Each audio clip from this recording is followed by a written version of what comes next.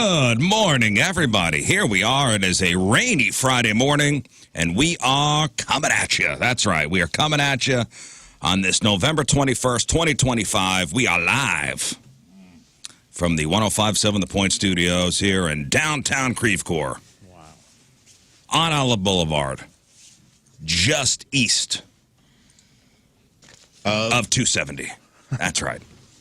Just painting the picture for you. That's what we do here on the radio. Paint a picture. Theater of the mind. Artists. That's right. Or if you want to watch us on the cameras, you can do that too. We're all very good-looking people. Next week, short week, huh? Yeah, very short week for you. Yeah, I'm coming in Monday, and that's it. Why did you do that? Why wouldn't you just... Because I'm an idiot. Yeah. I even said that to myself yesterday. Why didn't I just take the whole week off? You have the time, and you deserve to be off. I should have just taken... Why would I go, I'm coming in Monday? For some reason... I'm going to torture myself on Sunday to come in Monday and then to be off for the rest of the week. It's all right. I did miss the potluck yesterday, the potluck Thanksgiving. You sure did. Yeah, you did. Potluck Thanksgiving feast at Hubbard, St. Louis, and I heard it was magical. There were so many good sides. I did not have any main meats. No main meats. No main meats. I was a side hoe yesterday. Moon was saying that Courtney down the hall, her boyfriend Nick's mac and cheese was the star of the show. I think so. I think it was the star. She had been describing it for the whole freaking day. She's like, he uses Gruyere and he toasts the bread for the crumbles. Well, again, this is Courtney's boyfriend, and he's a good cook. Heck of a cook. His meatballs are good. He has an Italian mother. Yeah, that's what it was. That's what. I mean, he's a Sansone. What does that mean? Sansone. That's his last name. It just sounds like somebody that can cook. I've never known his last name. Oh, really? Just called him Nick this whole time. Yeah. Why would I need to know his last name? He's got a vowel at the end of his last name. He's Italian. The way that she built it up, I was almost worried that it was going to be like too intense, too much, but it wasn't. It was perfect. Good balance? Perfect balance. Great texture. It was great everything. That was the star of the show. You know what? I'm going to ask her for the recipe. I need to do a mac and cheese for our Thanksgiving feast. Yeah, and you know what? So as far as turkey goes, or as far as proteins go, there was like 2 trays, and you said, "How was the turkey?" And I was like, "Oh, it was wet turkey, and it was really good." What is wet turkey? Yeah, and I guess that's the only way I could describe it. What is wet turkey? I don't know. It was in like bathing. It was in a slosh of something. I guess Like was it in its own jus? Maybe. I don't know. I like, is that a turkey casserole? But there wasn't anything else in it except for turkey and goop, and it was just goop. It was wet turkey. I don't know how to describe it, but we should always do it like that. The schlop. Yeah. Because you know what? Because turkey notoriously is dry. Yeah, and it was. And thus the need for all this gravy. This was not. It was swimming in something, and it was wonderful. Now there was some other sort of beef that was swimming in something that looked like Golden Corral, and I apologize if somebody in this building made it and it's your favorite thing and whatever. It just looked like Golden Corral or something. So I was like, I don't think I'm going to do that. Oh, did they have it catered? I believe the meats were catered. Oh, really? From where? I don't know. Who did I? Oh, you're on the party planning committee. Got to be Golden Corral. Listen, the party planning committee is in shambles right now. Okay. What do you mean it's in shambles? I don't want to get into it. Yeah, I feel like there was a little tension yesterday. Tension. I'm just saying, like, some people have been fired. Some people have been let go that were like the actual spirit. The heart and soul. The heart and soul. The heart and soul of the party planning committee. I am only a peripheral means of the party because I'm busy. I'm like, hey, whatever you need. You want food donations? I got it. But hubbies, I got it. Right. I'm not calling in catering. Oh. I think, you know what? It was probably Kathy Gallagher, who is excellent. She is the one that essentially made us. She was like the focal point of yesterday as far as directing, take leftovers and whatnot. I saw Somebody needs to take charge. She's the one. I saw that. Well, somebody ask her. Can you ask her since you're the peripheral gopher person? Yes. Was that Golden Corral or whatever it was? I doubt they got it from Golden Corral. I'm just saying that's what it looked like. And the turkey worked. The wet turkey, that was kind of the way to do it. You couldn't go wrong. I like my turkey extra wet this year. The moist beef was good, too. Oh, you tried that? You did that? Oh, moist beef, huh? Yeah. Wet turkey, moist beef. It was awesome, dude. I did witness one of the most strange interactions of the year. This could be, ladies and gentlemen, I'm calling it. Ladies and gentlemen, sit down. Take a seat. The weirdest interaction I've seen in 2025. I know we got a couple weeks to go, but there's still time. Well, you want me to go through? Well, okay, let me just go through this real quick. So Let's preface it by saying there's two sections. There's actually two tables. One table has the proteins inside, and the other one has the desserts. The dessert table is as big as all of the other stuff, and it's an important table. Right. Okay. So desserts and your entrees. Yeah. Right? Two separate monsters. Two separate monsters. So if you've ever been involved in an office potluck, people sign up for stuff. Well, I'll bring the mashed potatoes. I'll bring the wet turkey. I'll bring the moist beef. I'll bring the mac and cheese. And people sign up for stuff. Yeah. So Lern had signed up for the pumpkin loaf. I'm going to bring a pumpkin loaf. Well, Lern forgot. Right. We talked about this yesterday. Lern forgot that she had signed up to bring the pumpkin loaf. So after the show, she was going to go a couple doors down to Trader Joe's, pick up a pumpkin loaf so it could be on the dessert table. Yes. Let me say what you didn't see. I am getting ready to leave to go to Trader Joe's, okay? Yes. I see our sales friend, Lori Dickerson, in the hallway. Love Lori. She goes, hey, where are you going? I go, I'm going to go over to Trader Joe's. I didn't bring anything for the potluck. I forgot what day it was. She's like, don't even worry yourself. She's like, we have so much food. Yeah. Nobody's going to miss anything. Plenty of desserts.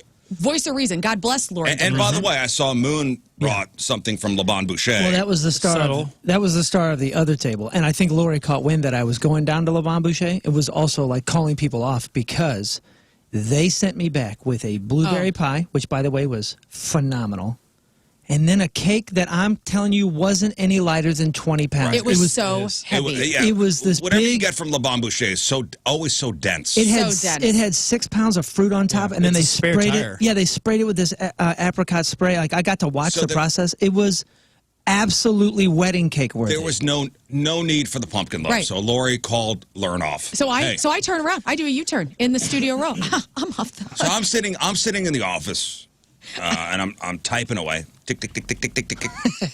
And Lern comes back, and I go, I thought you were going to Trader Joe's. Well, no, Lori said he didn't have to go because there's too many desserts already. No need. About 2 minutes later. I'm sitting down at my desk. Now you're sitting, you take your coat back off. Now you're sitting at your desk, and you're tick, tick, tick, tick, tick, working away. Right.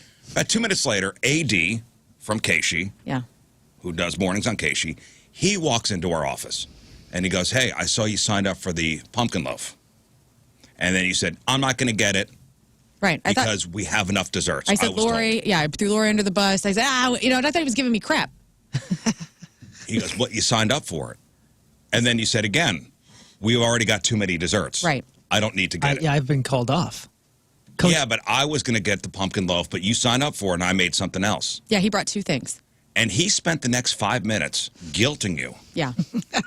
He said to me, I'm sorry, you signed up for that. You're a woman of your word. You're a woman of your word. And that's when I said... Dude, that's fighting words. That's serious. I said, you know what? You're right. You're absolutely... And I was pissed. I go, you are right. Grab my stuff. That's like boom, somebody calling Marty McFly. Are you... Chicken? Chicken.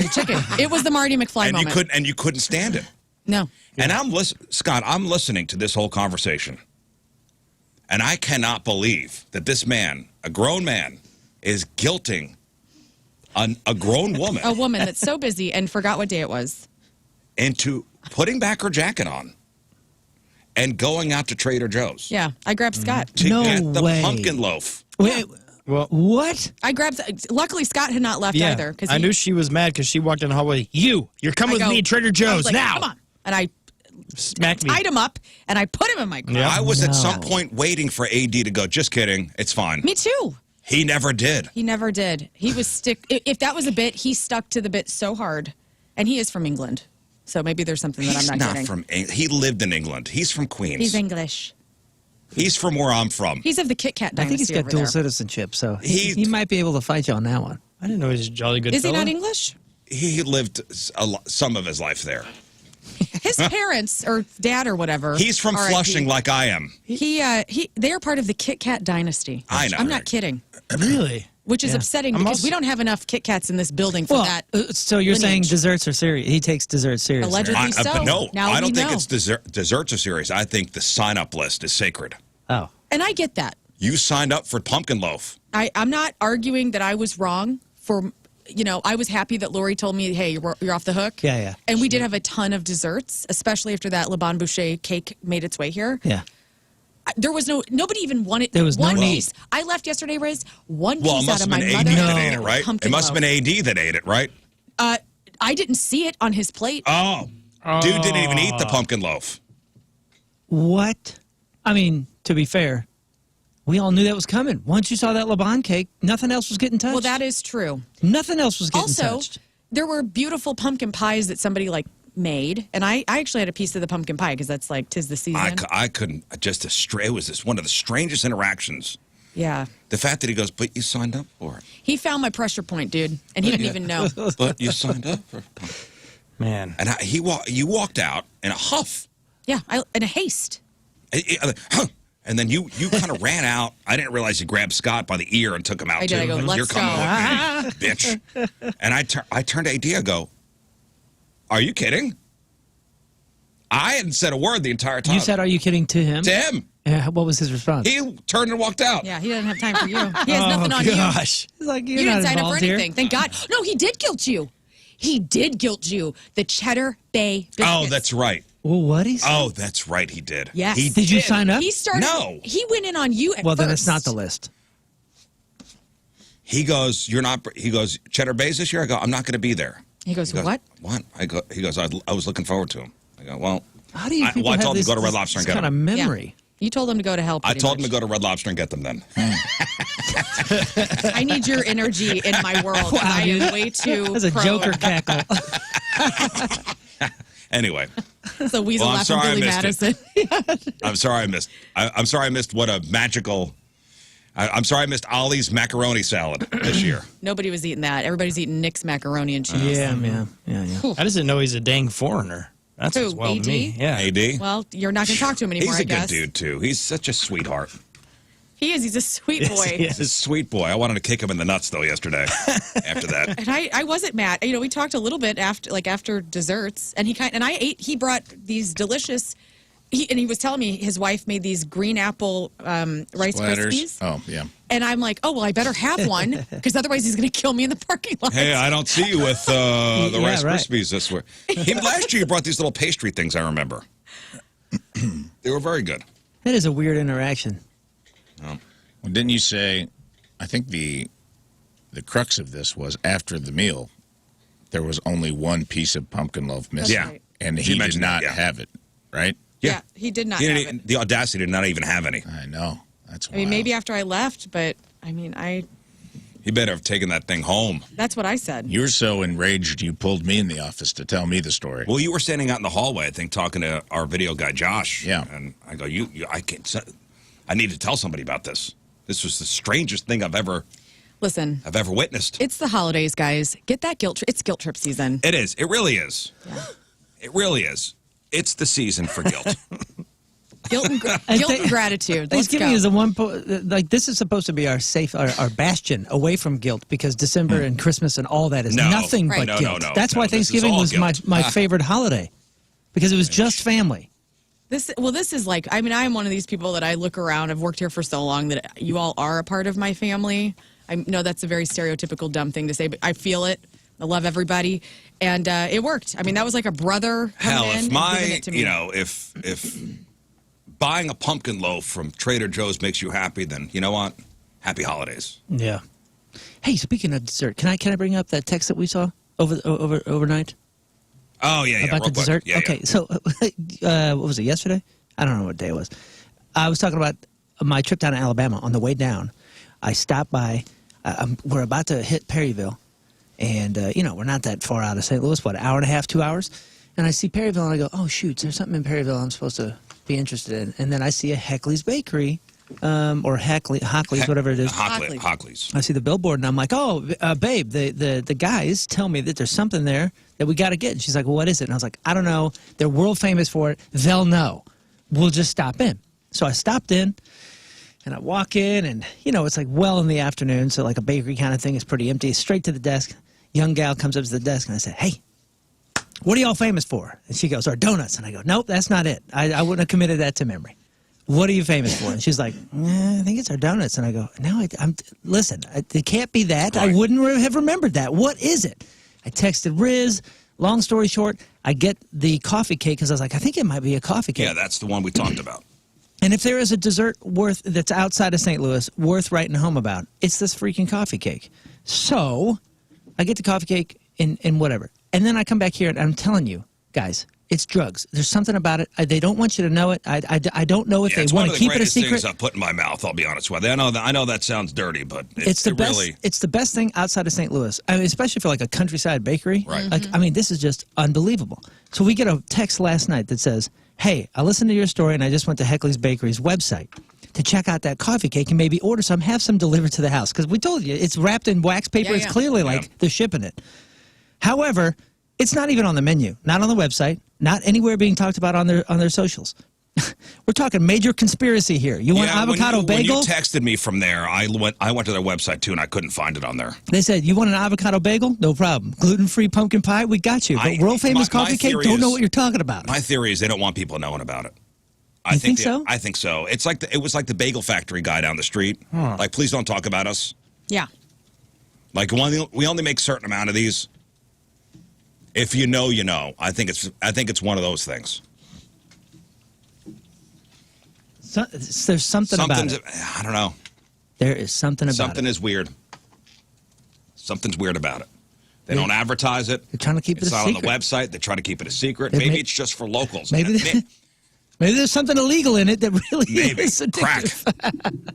I would buy it. Yeah, there's crack in it. Get you hooked. But if you know, you know. And now you know, St. Louis.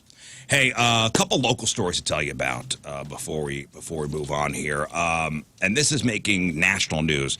You guys see the judge out in St. Charles County that had to resign? No. Yes, I did. Dude. Anybody else see this judge? The picture of this guy? Moon, you have to pull this up. Okay. Pull up the picture of Judge Matthew Thornhill. Okay. Matthew Thornhill. So a local circuit judge, he hasn't resigned yet. He's set to resign. All right.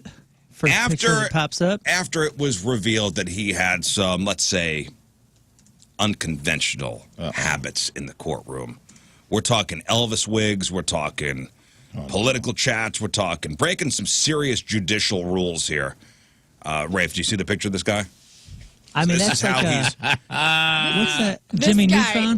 This is the guy from Jimmy Kings of Tupelo. Johnny Bravo? Awesome. Johnny Bravo. Maybe that's it. They need to bring that Kings of Tupelo case in front of this guy. Yeah, dude, he's got the wig, but it's one of them like plastic-looking ones, like the Primus video. Remember? Right, Winona's Big Brown Beaver video. So what exactly was going on in the courtroom here? So according to the Missouri Commission on Retirement, Removal, and Discipline, Judge Thornhill engaged in some pretty wild stuff here. So apparently Judge Thornhill had a thing for Elvis Presley. And the commission found that he would, quote, wear an Elvis wig while on the bench. I mean, it looked like a plastic. It's a pompadour. It's a plastic pompadour. He would make random references to the king during his court proceedings and would sometimes even play Elvis music while swearing in litigants. Yeah.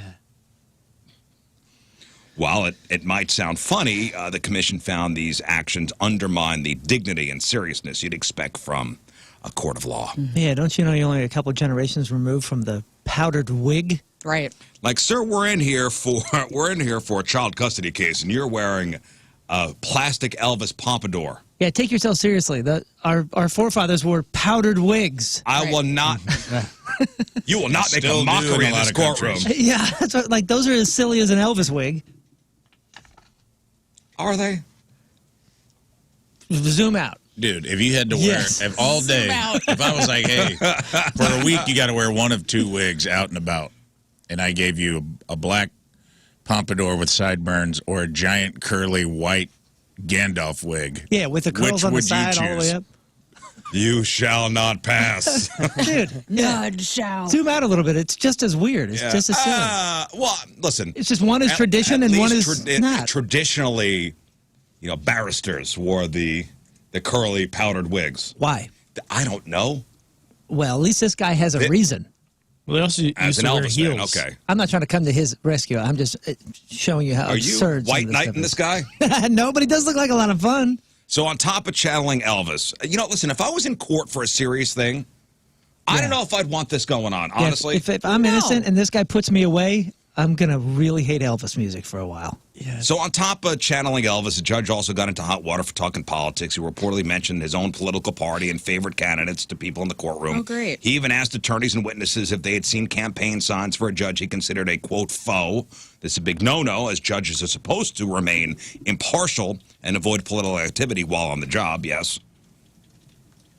The final issue was that Judge Thornhill hand-delivered a personal reference to another judge for a case involving the adoption of a kid. Judges are not allowed to act as character witnesses unless they are formally subpoenaed. So this was another major ethical breach. Dang. So what did Judge Thornhill have to say about this? In short, he admitted to it. In a letter, he acknowledged that the allegations were substantially accurate. He tried to explain his actions like, he said, the Elvis wig and music were his attempt to add levity and help relax people in the high-stress environment of a courtroom. He now admits he realizes it affected the solemnness of the proceedings. And the political chats were meant to put people at ease by engaging with them informally. He called that a mistake, but insisted he never influenced any of his, and never influenced any of his decisions. So he admitted, to all this stuff. He's going to serve a 6-month unpaid suspension. Then he's going to come back to the bench for another 18 months. After that, he must permanently resign. So, there we go. Next Halloween, this guy, everybody, Yes. plastic pompadours and a judge robe. Let's go. we have an Elvis clown and Clownvis. I mean, this is the clown judge or the Elvis judge. They're probably buddies. Clownvis should have like a Judge Judy type of program. That'd be sweet. Huh. Where he does what? Where he's like Gary Busey, only it's not just animals. Where he hears cases? Yeah, maybe he does like clown court. Instead of the gavel, he uses a horn. Honk, honk. Yes. Another local story here making the rounds. I saw this on Fox 2. It's kind of this kind of thing, man, that'll send a shiver down your spine. A grandma in Manchester looking at security footage from her daughter's apartment when she saw something that she says absolutely nauseates her. A man peering directly into her young grandchild's window. Oh, my God. So we got ourselves a peeping Tom in Manchester. Man, I'm telling you. I was talking about... Telling me what? Telling you about, like, that Baldwin police officer who called me earlier this year talking about, like, naked guy walking around Manchester. This could be the same dude. The video, I guess the grandma posted on the Nextdoor app, to warn the neighbors, has put the entire Pebble Point Apartments community on high alert. So I guess this guy is just peering into windows. Dang it. At the Pebble Point Apartments. And I like the management of the apartment complex. They're like, yeah, we're pretty sure he's not from here. How do you know? Right. Well, that's pretty good. I mean, he's pretty sure. He's traveling to do such weirdo things. Yeah, we don't think he's a resident. How the hell do you know? Right. Yeah, that's absurd. He's a peeping pebble. You guys got your zip codes tattooed on you? Not yet. On my forehead. The management of the apartment complex, Wolf Properties, is taking the matter seriously. They've stated they don't believe the man is a resident. How the hell do you know? That's just somebody trying to calm your fears. Not a wolf. You know what I'm saying? Oh, not a resident of the apartment. Not a resident of the apartment complex. Again, how do you know? I mean... How the hell do you know? More detail, please. Don't be throwing that out there unless you have more detail. Like you saw him on the cameras come in from outside. Well, maybe. Rafe, what's proper swamp justice for this? For the peeper? For the peeper. He's caught. You put a bear trap under the window. Or maybe not a bear trap. Maybe. No, what if you catch the peeper peering into somebody's window, a small child's window? What do you do? Oh. Well, I think you could. I think I would say a mid-level tussle. Yeah. Like a mid-level dust-up. Nothing that's going to put anyone in the hospital, but something that real close. Send a message. Real close. Yeah, he fell down a couple times. Yeah, not just a one hitter, but like maybe a lot of body shots. Minor pummeling. Yeah, pummeling. Sorts. A lot of body shots, maybe culminating in one haymaker up top Yeah. Just to get, sometimes to Just get a to little- the fastest way to get. My grandpa used to say the fastest way to your brain is through your ass. Just to house your father before the cops get here. Yeah. And sometimes you can go right through the frontal lobe to get through to somebody. There's got to be something mentally wrong, right? If somebody's peeping, Yeah, I don't understand how that can even be a thing. voyeur. I don't Kid know. peeping? And kid peeping's like Kid another- peeping. That's next level peeping. Yeah. Well, if you have any information about this guy who apparently doesn't live at the Pebble Point Apartments, Manchester police would like to speak with you. Trying to think where exactly that is. Manchester's not Manchester's not big. Right. No. It's Kirkwood Jr. Also, if you've been around the Lake of the Ozarks lately, you might be hearing a buzz about a new development, and it's true. The Osage Nation is officially moving ahead with its plans to build a giant casino and hotel complex. It would be Missouri's first tribal casino. Oh, these apartments, by the way, are just before 141, just east of 141. Pebble Point. Oh, yeah, the Pebble Point Apartments. Oh, yeah, okay. I know exactly what it is. That's by Uncle Bill's. Yeah, it's across from, what is that, Sam's or something up there? Yeah. Yeah. No. Yeah. So, yes, Missouri's going to get its first tribal casino. It's going to be slated for a prime location in Lake Ozark. Plans are to build it right at the corner of the Bagnell Dam Parkway and Osage Beach Parkway. Tight. On the very spot where a motel was recently torn down. Do we all get discounts since we all got a little bit of Nope. Yep. blood in us? You know what I'm saying? I mean, everybody from Missouri is half Cherokee and Choctaw. I don't know, but My baby, she's a Chickasaw. Are there no casinos at Lake of the Ozarks? well, this is the state's first tribal casino Right. run by. The tribe. I hear The that, tribe. but I'm just saying, like, it's interesting that This- hasn't been a casino, maybe, possibly. This I've is never at seen that. one. This is at that main strip by Bagnell. Bagnell Dam Parkway and Osage Beach Parkway. I think they have a giant native statue right there. That's, I don't know, maybe troublesome, maybe not. So the project is the Osage Nation is a sovereign tribal nation. Their casino will be federally regulated under the Indian Gaming Regulatory Act of 1988. This means it doesn't have to follow the Missouri Constitution's limit on the number of casinos or rules set by the Missouri Gaming Commission. Good for them. Maybe it'll inject something back in the.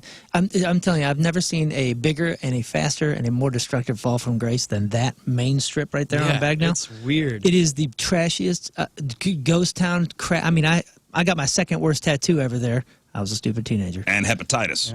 Probably. I mean, honestly, it is. It was so cool when I was a Yeah, kid. it was. That was where we always went to do our back to school shopping as kids. 40,000 square foot gaming floor, 150 room hotel, meeting spaces, fitness center, a pool, and plenty of parking. For the Osage Nation, this project is more about. It's more than just entertainment and business. It's a homecoming because, as Chief Jeffrey Standing Bear said, we have established very good relationships with several communities in Missouri and seek to have a presence back in our homeland. That is from Chief Jeffrey Standing Bear. Well, I'm glad to hear it because, Nice. like I said, if I were to, That's a cool ass name, by the way. Very cool. yeah, if I were to try to convince you to never visit that area again, I would take you to that strip right now. Oh, yeah? Because you'd go, what? I don't want to. I don't even want to be in this part of the I country don't right know now. if there is a casino at all on the lake right That's now. what I thought. I mean, I've been there so many millions of times. I I feel think like there's I would have seen one. nearby where Johnny Morris has all the stuff, like Thunder Ridge. I think there's a casino down there, but I don't think there's one on the water. Yeah, this is going to be It's there. gonna be huge. It's going to be 40,000 square feet. All right, if there's any time of year that's good for saving money, this is not it. Nope.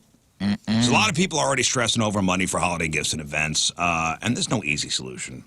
But there was a guest on Fox News. She shared some holiday money-saving advice. Don't buy gifts for grandma. And let me see if you guys agree. Wow. Okay. Let me see if you guys agree with this. I think she's kind of got a point here. So she's a financial coach. Her name is Jade Warshaw, and she urged shoppers to, budget, and add it. Remember, adults don't need gifts. Focus on the people in your life who are ages 3 to 18. Oh, my gosh. Did my mother write this article? Yeah. Grandma doesn't need slippers. If they don't live by you, don't get them a gift. Now's not the time to spend and break the bank. Sending packages across the country. Here's what she said. This is my mom's mantra during the holidays. Listen to this. You need a plan. Also remember, adults don't need gifts, okay? Focus on the people in your life who are age 3 to 18. Grandma doesn't need slippers. If they don't live by you, don't get them a gift. Now's not the time to spend and break the bank sending packages across the country, Dana. Focus on the people in your life ages 3 to 18. Now, it's obviously a little controversial, and not just among grandmas. A lot of us have traditions of exchanging gifts with family, friends, and coworkers, and we might buy way more gifts than we should to make everyone, to make sure everybody's covered. Those traditions can be hard to break. But if you don't keep things in check, gifts for adults can spiral out of control. And it's reasonable and responsible to keep things, reined in every year. Can I tell you what annoying thing we're doing in my family this year? Yeah, please. We're doing experiences. Like you can only buy an experience for somebody else? I think that's great. No, it's not great. Why? Because as I am actively finding out, it's hard enough buying a gift, a tangible item for someone. That's hard. Finding out what they want to go do is really hard.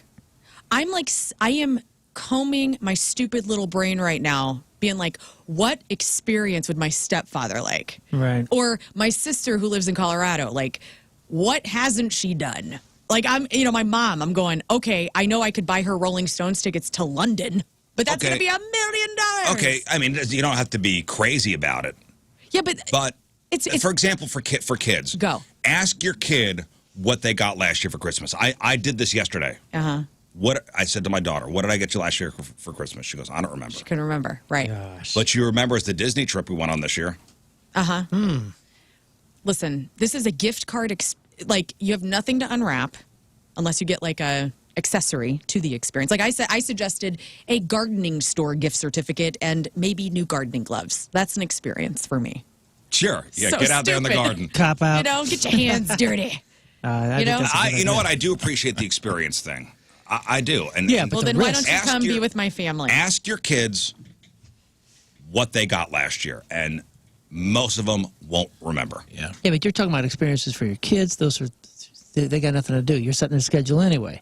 She's talking about, she's got to now give the adults, experiences for adults. That's, Yeah, that's- magnifying the risk times 10. And also putting a little more pressure on you. Yeah, because My now, mother yesterday, and by the way, this is my sister's idea. We're Who just- following Emily's okay. lead. Yeah. No. That wasn't my question. Who put the mandate out for experiences? The to be lawyer. on- My mom yesterday at 9:09 a.m. during the show, never responded to her. Sorry, Ma. Is there some experience that Tim would like to do that he hasn't done? Also, what about you? So now I am giving it. Yeah, Ma. Like I did tell her, I'm like, I want to go to the wolf sanctuary in St. Louis. Oh, yeah, that's so cool. That's just an experience. I want to do like the photography thing. Got to schedule that, by the way. You can't I know. just up and go to the gate. Well, and that's the other thing.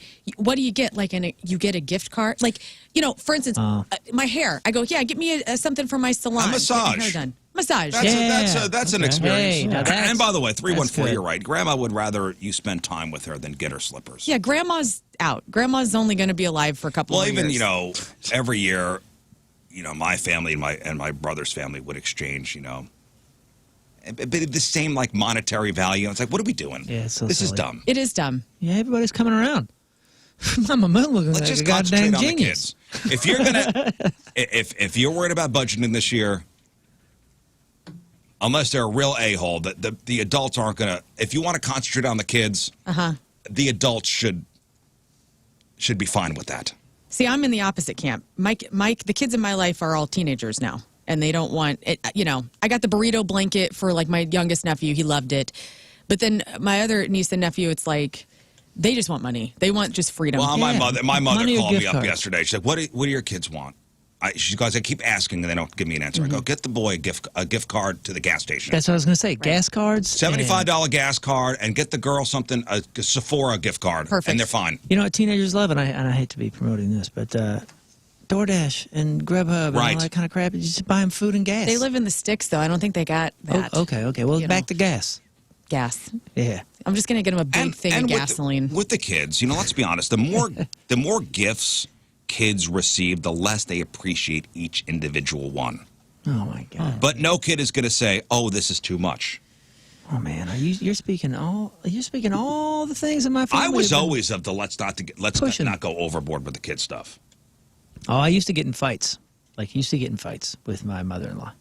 Because she's I guess that's her only language. Mm-hmm. And it was like a competition. And she would bring trash bags filled with stuff. And I was like, you don't understand what you're doing to my home. Yeah. You are affecting how my home runs. And I'm asking you to bring fewer things, please. You don't have to do this. And it was just like, oh, well, I'll take that as a challenge. And I'll triple. Reverse psychology. I see what you're saying. And it was like, dude, like, there's so many things that now the kids, I have no control over how the kids view things or gifts. Like, none of this matters anymore. Right. You've destroyed it. They don't even care about getting gifts. If you're talking about experiences, vouchers for sporting events. That's a good one. That's a good one. That's good for Jerry. A voucher for a Blues game or a Cardinal game, that's great. That's an experience. Yeah, that is a good one. But yes, when the kids get too much stuff, they don't appreciate things they have. It was a rough thing for my older daughters back. It could still be a special, joyous, and exciting time for families without maxing out your budget or loading up your credit cards to buy as many gifts as you can. Hey, I tell you what, if you don't want to do this again, it's your sister's idea? Yeah. She afraid of heights or anything? Just give her a skydiving. No, she's fearless. Oh, okay. I was like, give her a skydiving It was like card. paragliding the other day. I'm like, what? Oh, no. Okay, never mind. Yeah. She's a rebel. When you are mapping out your Black Friday battle plan, which stores are at the top of your list? Do you go Black Friday shopping? No, not anymore. I went 1 year with my mom, and it was so insane. I go, I'm good. I do Small Business Saturday, though. Right. I mean, people are thinking Amazon, Walmart, Target, but what if I told you the store offering the absolute best deals out there by a long shot is a classic you might be overlooking?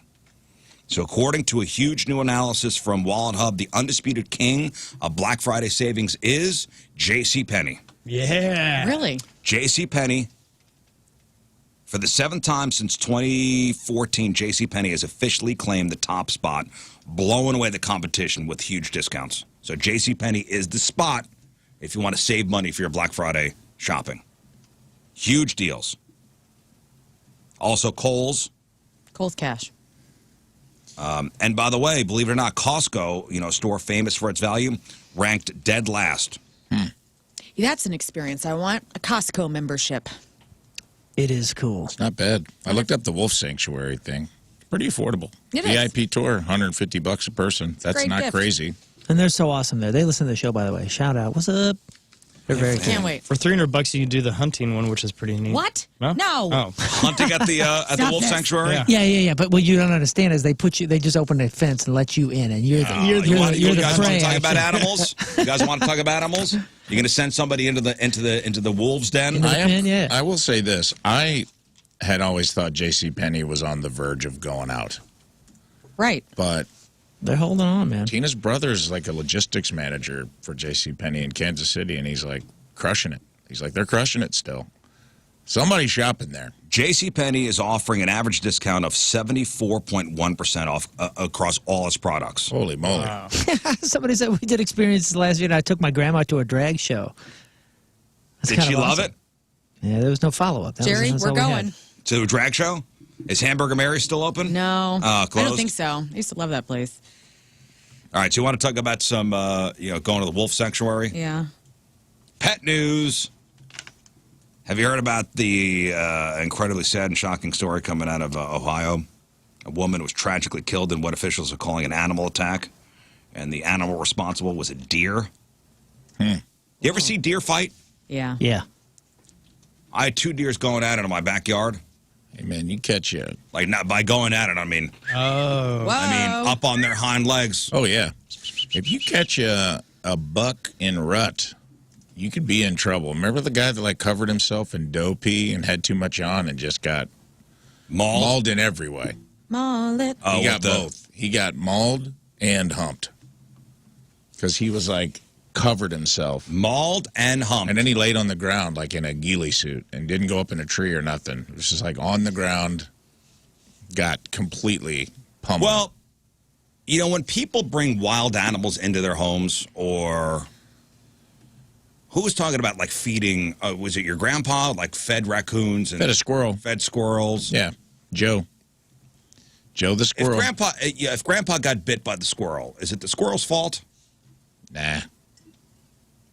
It's grandpa's fault. I agree. Because it's a wild animal. Correct. Now, you hate to see anybody perish, of course. Of course. But this happened late one night around 10:30 p.m. on November 15th, so last week. The Belmont County Sheriff's Office got a call and rushed to a home. This is Ohio near the West Virginia border. When they arrived, they learned that a woman named Jody, was trapped inside a pen with a male deer. Now, according to what her family told cops, the deer, which was being kept on her property, had suddenly become aggressive. It's horny. Her family members were trying everything they could to get to her, and even attempted to stop the deer themselves before law enforcement arrived. You know, once deputies were on the scene, they had to shoot the deer to make it safe for first responders to get to her. I guess this deer just mauled the hell out of her. Stomped her, kicked her. Well, I'll mess you up, man. Now she gets to have jerky. Who's the winner? She's dead. She died? The deer is having jerky. Oh, Human jerky. I didn't catch that part. Yeah, she was killed. She did. Oh, man, She's I'm dead. so sorry to hear that. And they had to shoot the deer. Oh. So you want to send somebody to the wolf sanctuary? Yeah. It's pretty cool. One thing that doesn't have anything to do with the other. How about this one? Man, if I'm losing that fight, I would hate to have that as a last thought. Damn, dude, what? A deer. All the things I avoided, and it was so friendly. It's a deer. Yesterday was so friendly. Yeah, like what happened? I even named you. Bambi got me? I had a friend's dad in high school that was like leaving. He had been hunting and was like leaving the woods and walking up to his back door. And like a deer in rut. First time I've ever, because I never really got into deer hunting because I was always kind of like, oh, wow, you killed a gentle herbivore while it was grazing in a field. And I get it. Save your emails. If you love it, love it. I don't care. It just wasn't for me. It's not for you. But I guess like this deer charged him like on his back door, and he killed the deer like literally sitting on his back steps, like fell back against his own back porch and like fired one off while the deer was charging him. And he took a couple hoofs to the head. Well, there's got to be some sort of like a defensive thing. Like if you're, you just don't hear about it often, but it does happen. Yeah, I bet you hunters could check in like well, usually they got a gun, obviously. Like, so if a deer is attacking you, like what do you do? Okay, if I'm punch it into the throat. Well, no, like a bear. If you're fighting back, which you're not supposed to do, by the way, on a grizzly or a polar, you're just dead. But the black bears are supposed to fight back, you know, and you punch them in the nose. It's the most sensitive spot, kind of shark style, right? Yeah. With a buck, I wonder if it's coming at me. My first inkling is if I can get a hold of an antler, as strong as it is, as long as I can get a hold of an wrestling antler. it? Well, control of the head, like in any fight, you know, when you're wrestling, if you control somebody's head, you control all of them. And if I could control the antlers, maybe I could like flip it back or something and crack its neck. Those deer are all muscle. It's a big neck, dude. I totally understand what you're saying. I'm just saying. those big boys. Big ass neck. Is there a chance? If I can get both arms around his antlers Problem right here. is the razor sharp hooves. Like that's what they pummel you with. Right, but you keep the hooves down if I can keep his head down. If I Yeah, can those hold things on get to up on their hind legs, man. They're kicking. Yeah. Ooh, man, and if you're it's done. a big one, it could be up to 250 pounds. And Yeah, you're done. that's a force. You're done, son. How about this story? This is out of Louisiana. A guy was up in a deer stand with his grandson, 67-year-old guy. He was with his grandson. He comes down from the deer stand and gets bitten by an alligator immediately. Oh, no. He must have surprised you. Oh, that's sad, but He also was also being hunted. He's fine. How do you not see that or hear it? Well, he was coming down. It was dark out, and the 9-year-old grandson came down first. And once the kid hit the ground, the grandfather came down. He hears noise in the nearby palmettos, and the grandpa says, "Owen, you threw something in those palmettos?" He says, "No, Pa." He figured it was just a possum or armadillo. Then he saw a flash of white, which he now realizes was the inside of the alligator's mouth. He said, when I went to kick it, I didn't think it was an alligator, but it was, and he grabbed onto my right leg. Quote, man. That's pretty much when the party started. Oh, yeah, dude, I like this guy. So Grandpa, kicked his way out of the jaws of the alligator. Dang. But it is kind of ironic, you come down from a deer stand and immediately get attacked by an alligator. Yes. Took that damn alligator's Did his eye wife out. get a new gator purse or anything? No, the gator got away. Okay. And here's a story you don't hear every day. A woman's morning commute in North Carolina took a pretty wild and shocking turn. I think this was yesterday? Mm-hmm. According to the North Carolina Highway Patrol, this woman's driving along US 74 in Swain County around 8:15 in the morning. She's probably going to work. Something comes crashing right through her windshield. Not a rock. Not a piece of road debris.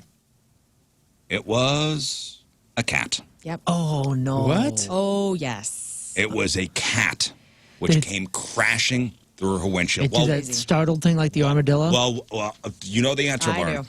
How did the cat fly through the woman's windshield? Did it jump off of? Well, she was in the middle. She was on the highway. Or anything? On Highway 74 in Swain County, North Carolina. How did? In your Oh, head, you know what? Go Off ahead. another vehicle. Off another vehicle. Okay, Rafe, your guess. Some horrible human being probably threw it off of an overpass. Your guess is somebody threw it off an overpass. Moon. I guess I'll say armadillo style, where it got startled. It saw the headlights and was like, oh, no, and did that little cat jump. All very good guesses, but all wrong. Oh. Good. Lern, you know the Yep. answer? Bald eagle. A bald eagle dropped it. Whoa. Yeah, birds of prey. I had a hawk circling my backyard. There's a hawk's nest in my neighbor's yard, and we have to watch because they will start circling my backyard when my cats are outside. And actually, some crows the other day, I posted about this on Instagram a few weeks ago, chased this hawk out. No way. Like a murder of crows. Started cawing at it, and I watched them get it out of there. And I was like, yes! Have they brought you gifts yet? No. You got to get them to bring you I gifts. know. We talked about that with Stanley, by the way, because radio's far too big, especially now she's kind of fat. But Stanley is a Chiweenie, and he's, a couple pounds, right? And my wife's like, hey, I know you talked about, birds, and we got a lot of hawks in the area, and there's a couple golden eagles, and like, what if they take Stanley? I go, well, then they take Stanley. Well, what am I supposed to do? You got to punch those birds. Listen, dude. he's not trained. He's old. He's too old to be training. He's not trained. He's kind of a wild one. He just goes wherever. He comes back. He doesn't go too far. But if he gets out and a bird of prey comes sweeping down and grabs this thing, ain't nothing I can do. And I said, and she goes, there's got to be. Come crashing through somebody's windshield. Well, she goes, there's got to be something to do. And I go, the only thing to do is fatten him up, make him just ever so slightly too heavy for these guys to carry. Get one of those chains around his neck that have the giant spikes. So that Well, way, apparently, Good idea. 636 says there's hawk vests for small dogs and cats. It just makes it too slick for the talons to get I have on. no idea, but so it was a bald eagle. We ain't doing that. A bald eagle had snatched this cat and dropped it from the sky as it was flying overhead. This woman just hit the lotto. Got lucky. Cat distribution center. Not cool. Luckily, the driver was not hurt. Sadly, Cat's El dead. gato.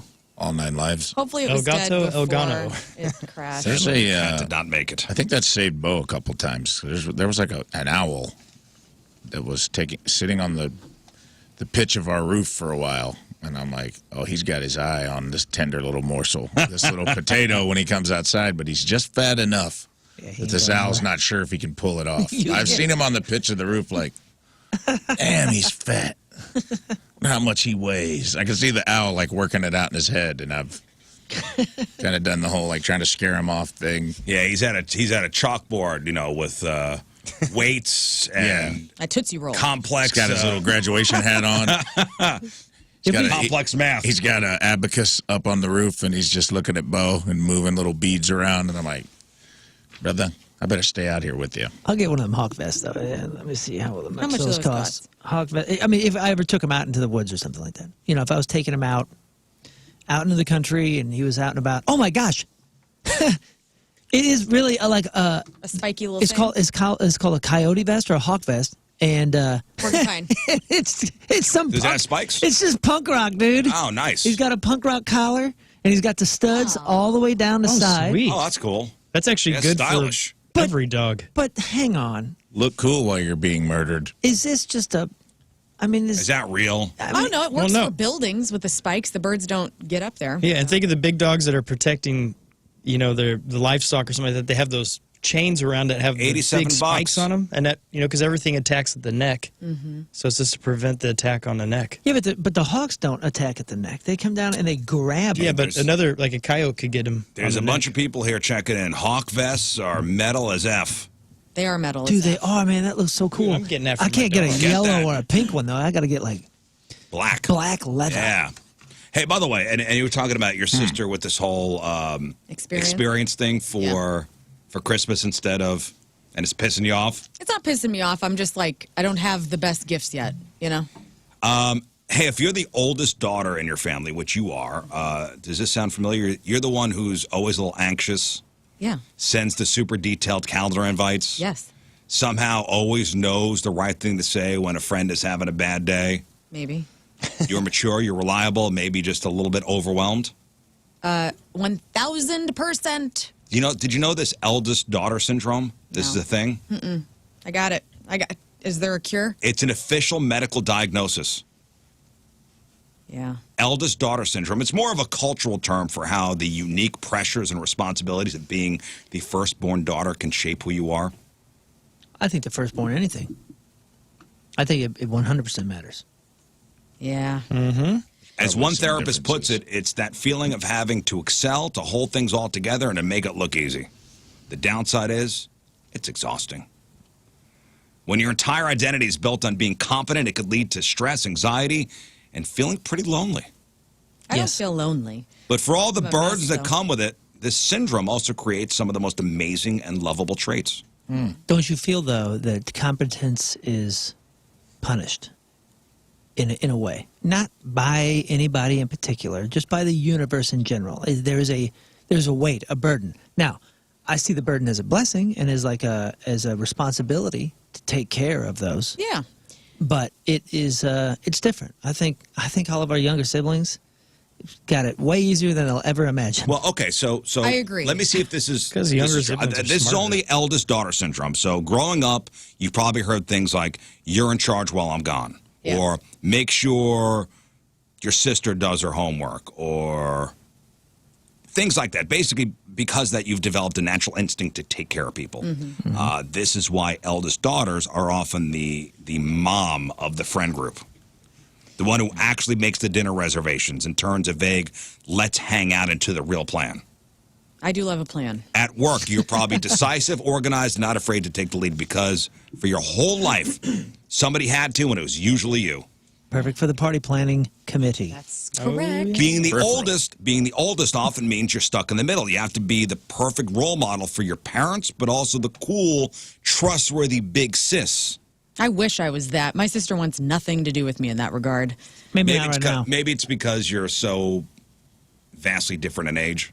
Yeah, and we're vastly different in certain quirks, Like I was at a client meeting the other day, and this client had gone to Truman, where my sister went, and she was in a sorority, and I was like, oh, my sister was in a sorority, and she's like, she goes, I could bet I could guess what sorority your sister was in based on your personality. I go, oh, no. Probably not. And she could not, because we are so different. We got different dads. She's also in her 20s still, though, yeah? Yeah, she's late 20s. Well, she don't even know herself yet. You know what I'm saying? She's getting there. I mean, she's... late 20s. I was talking to her for this sure, week. you're getting there. But I'm saying when you guys are old, in a decade, I bet you your relationship is vastly different. You know what I've been trying to educate her on is... Like, I savor the time that I have with my mom and Jerry right now, and I didn't when I was younger, right? Yeah. And I'm trying to, because they're older, and I'm like, hey, you got to stop giving mom so much hell. Like, you got to savor. We got to be, like, I'm in a cool zone with my mom right now where there's no drama, and I like that.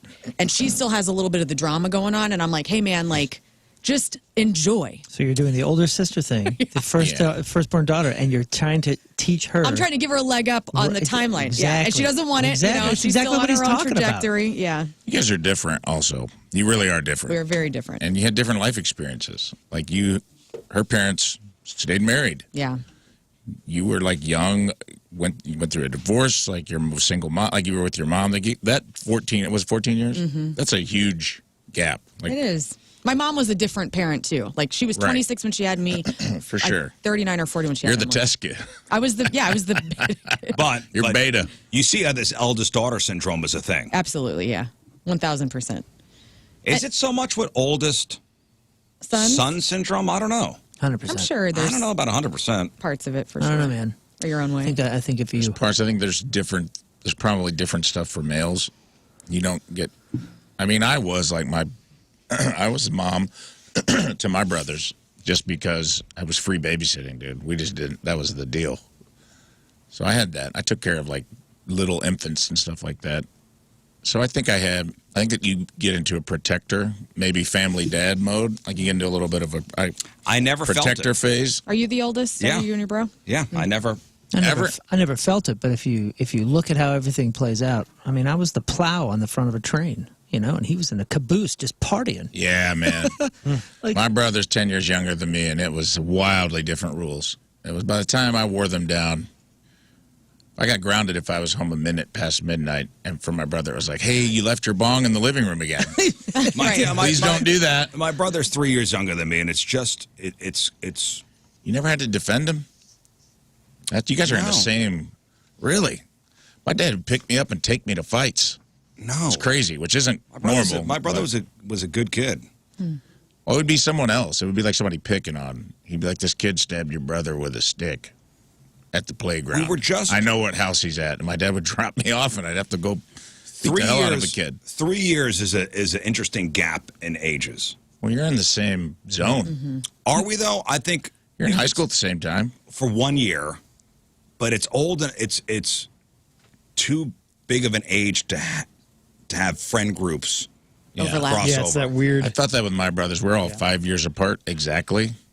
And it would be like one would be leaving a phase while the other was entering, so we were never in the same phase at the same time. Right. Yeah. My sister was 2 years older than me, and it was funny. Like, basically, by the time high school hit, then all of a sudden our friend groups merged, connected. right? So 3 years is just the time limit where just far enough where the friend groups don't intermingle. Like, so my son and daughter are 2 years apart. I'm starting to see overlap there. Overlap. I don't even think it's about that, though. I don't think it's tangible things, friend groups, and all that. I think it's much more about, at least for my experience, it's much more about just how you approach life, how you even view, I mean, your worldview, I think, is shaped a bit by it, and how you approach difficulty and adversity. Yeah. I think all of it is vastly different between child one and child two. I also bounced as soon as I turned 18. Okay. Are you close with your brother? Yeah. Yeah. And I think that is a common story for first kids. And I don't think it's as common of a story for second or third kids. See, different. My sister bounced. Like I'm more of a homebody. You know, I had big plans to leave after college, and I didn't because I had opportunity here. And my sister, on the other hand, went to school in Colorado, and then that's where she is. She's a lawyer now, and she doesn't want to come back. And I'm like, ooh, I want to stay near mom because I want to take care of her. And I guess that's a little bit of the trait. Yep. And I also want Emily to have a great life and do whatever the hell she wants. I wish I was closer. As the youngest sibling in my family, whenever I go to the young siblings club meetings, we never talk about this stuff. This is always like what the eldest child has to talk how important they are. Like, you guys we just didn't have it as bad. We're smarter. We're good at this. We're blah blah blah. Yeah, well, when the world starts ending, you guys wish it's all good. It's going to be all the first children taking care of things. Yeah, that's right. You know what else? Aw, little guys. I keep trying to groom my sister into taking me in when Tim dies when we're old and I have nowhere to go because I did not have kids. And she told me the other day for the first time, she's like, I don't want you. And I'm like, what? She's throwing rocks at you in the woods. Yeah, go on, get. Nah, get out of here. I am gonna be Harry homeless. and the Hendersons in his Lern running into the woods. Yeah, she's gonna drive you upstate and just let you out of the car. That's fine. Leave me to pasture. That's fine. All right, Don't you see? I don't love you. Listen, we got to take a break, but first. And it's brought to us by Hot Shot Sports Bar and Grill. Score a shot at $10K during Blues away games this year at Hot Shot Sports Bar and Grill. Get the details at hotshotsnet.com. From Alton, Illinois, Richard Rake. Our team Rizz member of the day. Richard is a Rizz evangelist, if we've ever seen one. He's been spreading the gospel of Rizz since the beginning, and he's recruited his twin brother and most of his co-workers as Twins, fans. Basil. Twins. Richard says, I love how Rizz is right even when he's wrong. Yeah, it's fun for us, too. He is a contractor with MPF Kitchen and Bath Remodeling and has worked in demolition and remodeling for over 5 years. Every year, he organizes a toy drive around Christmas for children's hospitals. Richard, send us the info. We'll put it up on our socials. We'll get you some love there. Father of 2 and grandfather of 3. Wow. Richard Rake from Alton is our Team Rizz Member of the Day. Get super sweet Team Rizz Member of the Day soccer jersey. Get yourself signed up 1057thepoint.com/Team Rizz. All right, Lern, what do you got? Praz from the Fugees is going to jail. Chevy Chase is getting a documentary in theaters this weekend and some other crap. All right, we got that. We got your crappy birthdays. We got the porno birthday. And have you heard of this GameStop Trade Anything Day? No. Oh, boy. Employees are not stoked about this. At GameStop? GameStop's Trade Anything Day. Employees are predicting a giant disaster. Oh, no. We'll chop it up next. Stay there.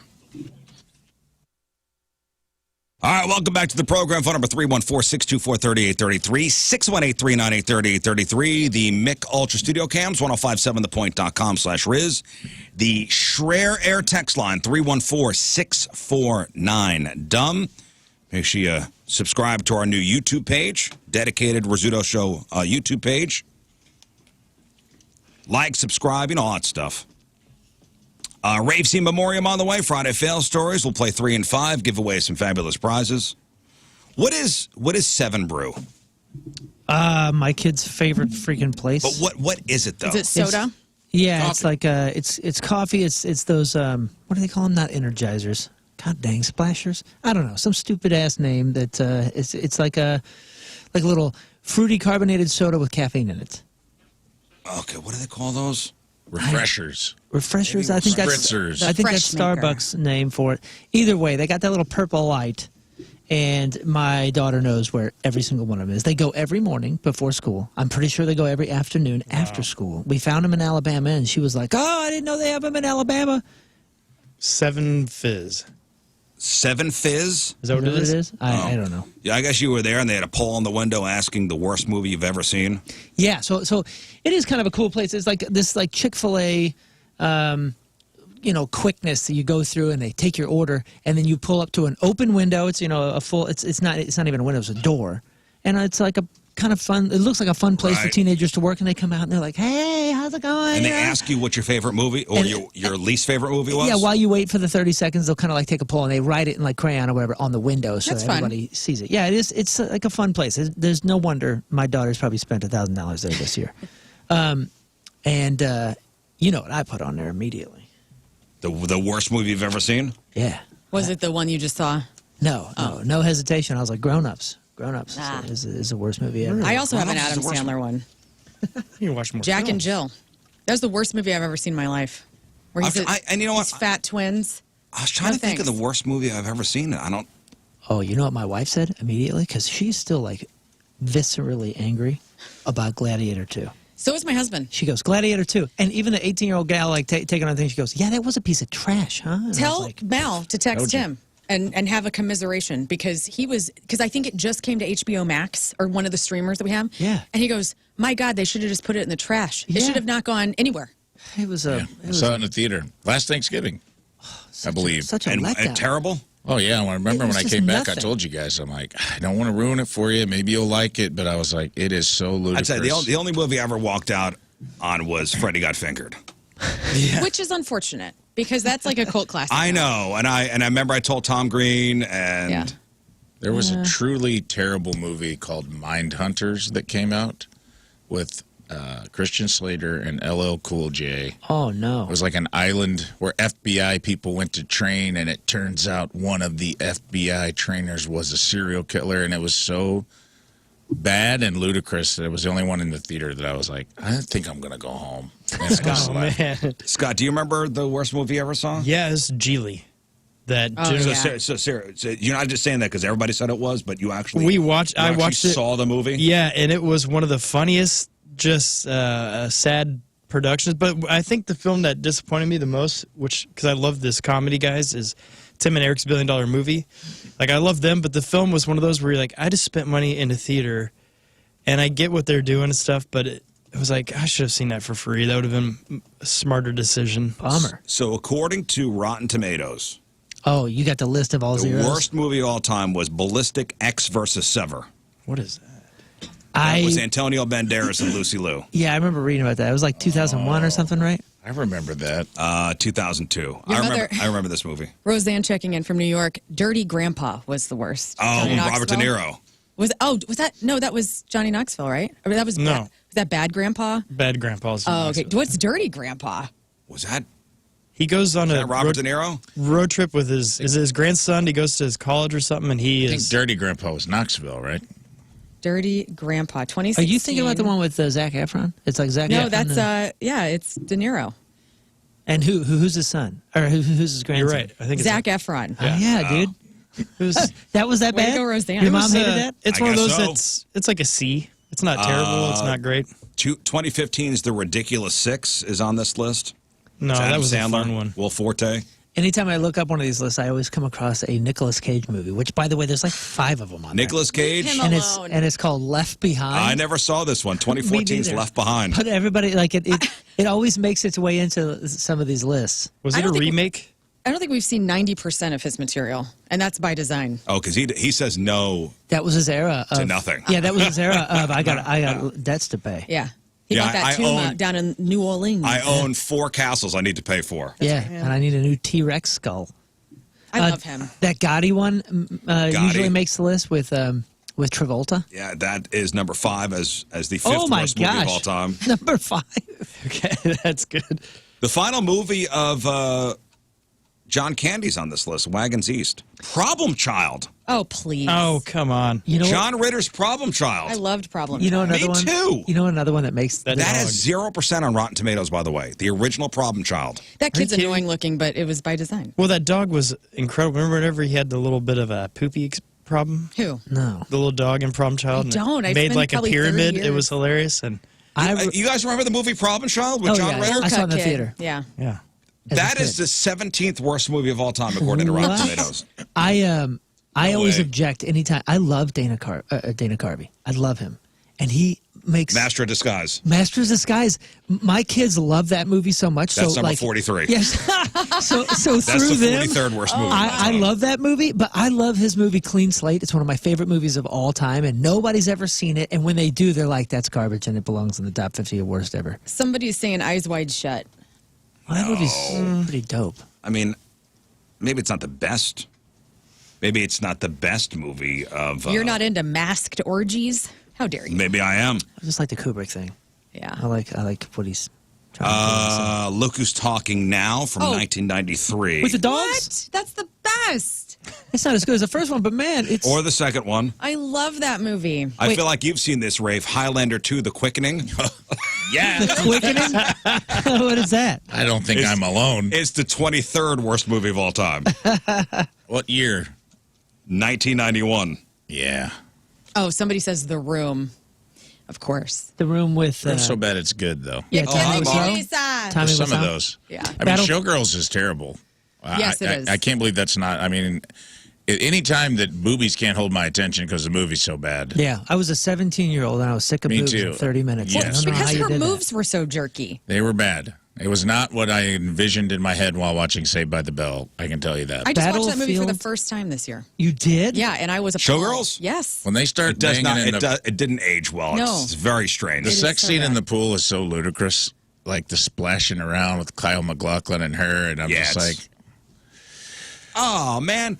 Police Academy 4, Citizens on Patrol. no! I don't even know that one. Nice movie. Battlefield Earth is always You're Michael Winslow. top 3. Did not make this list. What? No way.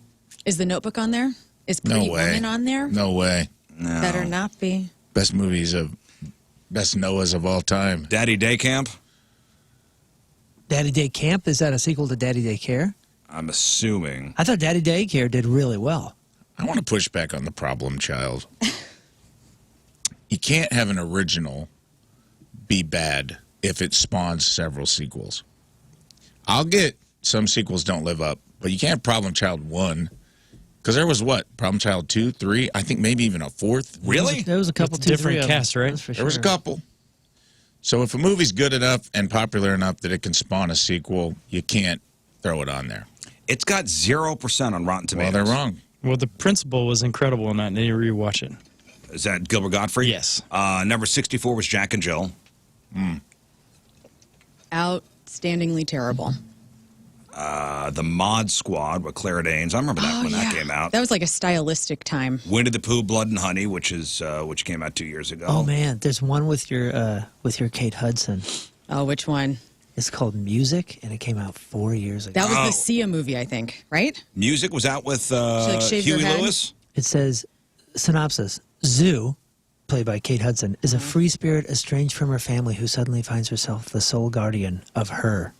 Yeah, I think that was the Sia-directed film that's where Kate Hudson got to finally like shine with her singing, but she shaved her head, and then it was weird, and yeah, I mean, I never saw it because I didn't want to ruin it. Oh man, Cool as Ice with Vanilla Ice. Are you serious? This list is I thought that garbage. won an I wanted to Oscar. straddle a man so hard on a motorcycle after I watched that movie. And that was like a sexual awakening for me as like a teen. dude. It's like, oh man, I want Vanilla Ice in a leather jacket with this crotch rocket. The music review says, a completely misguided mess. And then the next one says, offensive in its depiction of autism, painfully misguided in every single aspect. This is a Cool as vanity, Ice? No, this is a is vanity music. project This is that not begs to be turned down.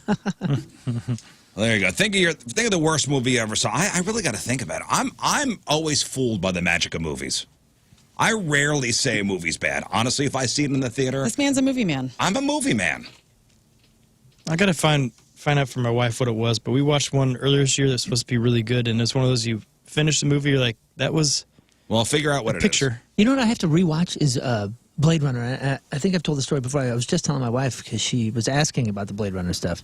Because we were talking about Sean Young, who just had a birthday.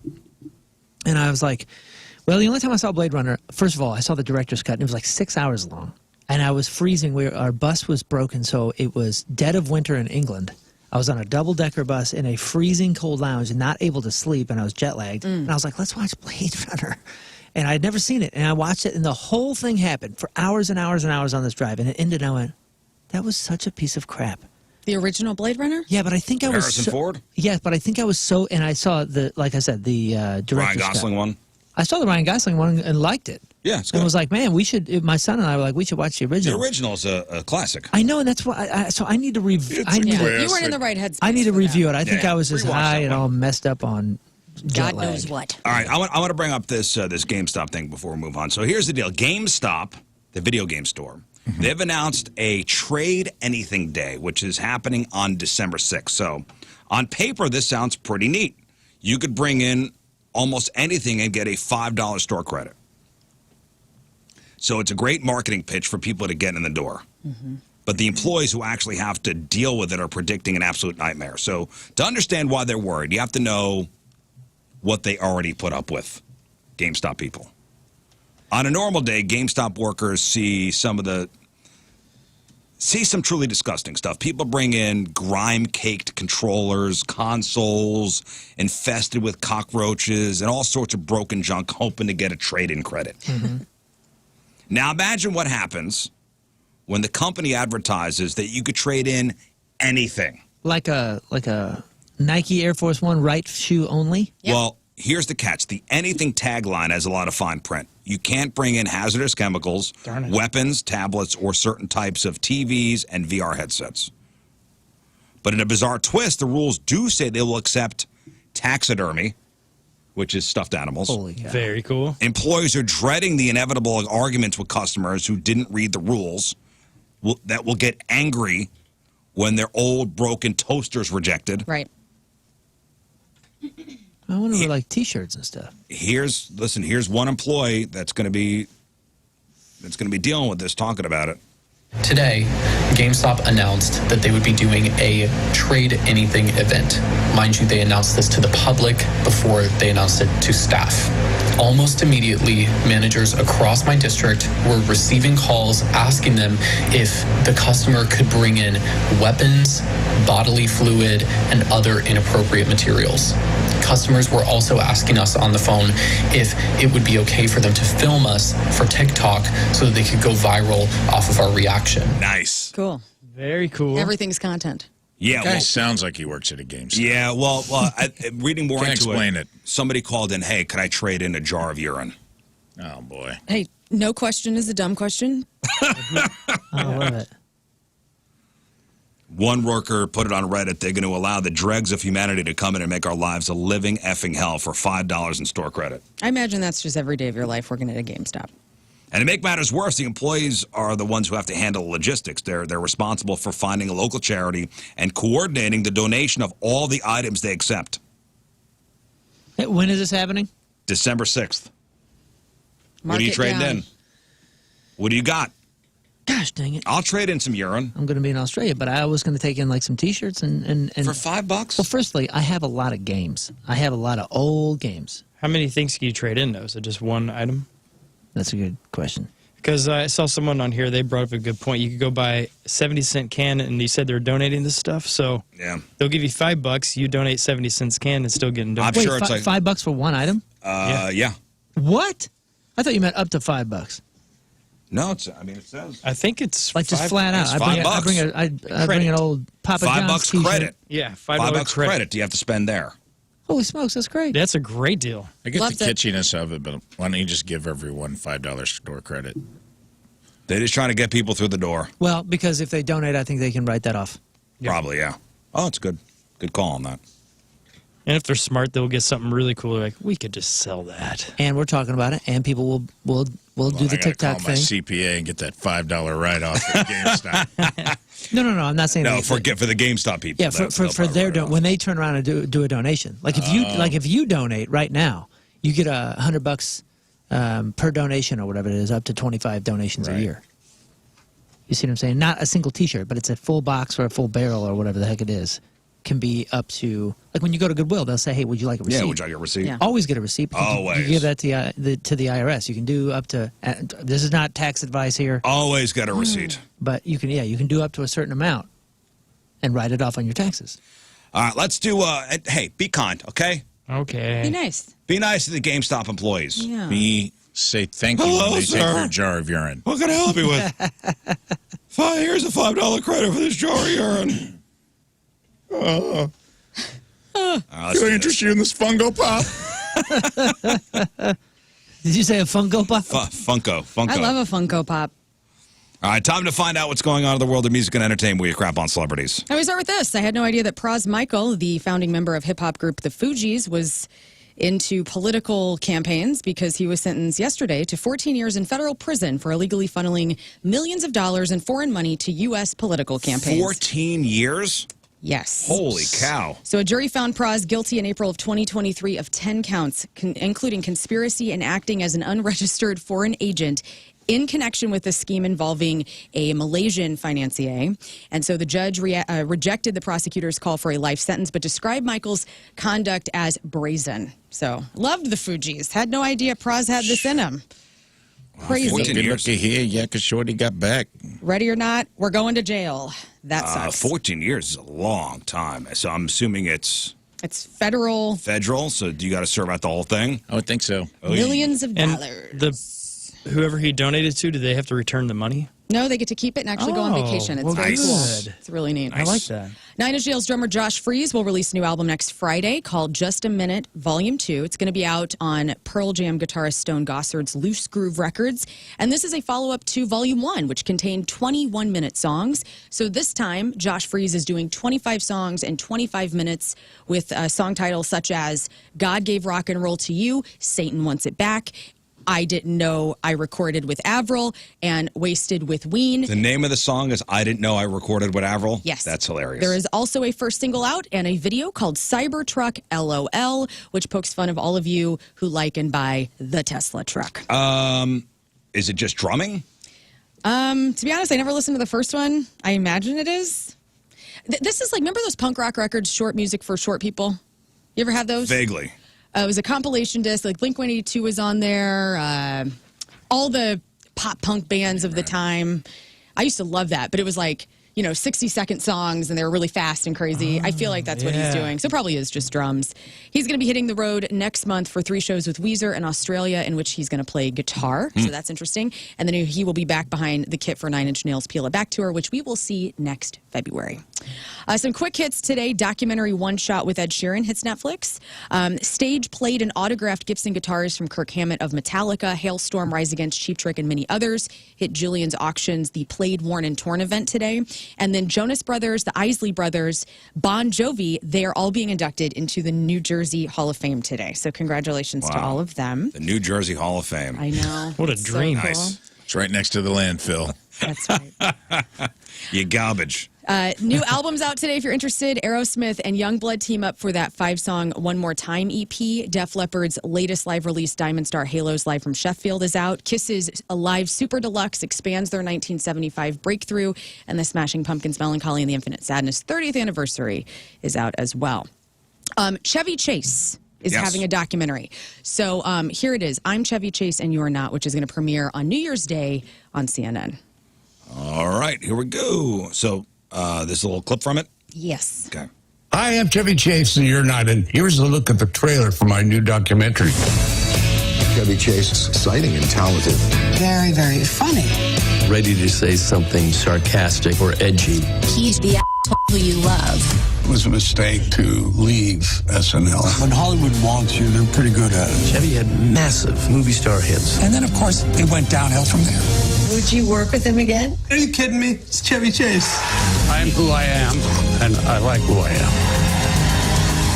Interesting. It's going to be cool. So Dan Aykroyd, Goldie Hawn, Martin Short, and Lorne Michaels are who are some of the voices you heard there.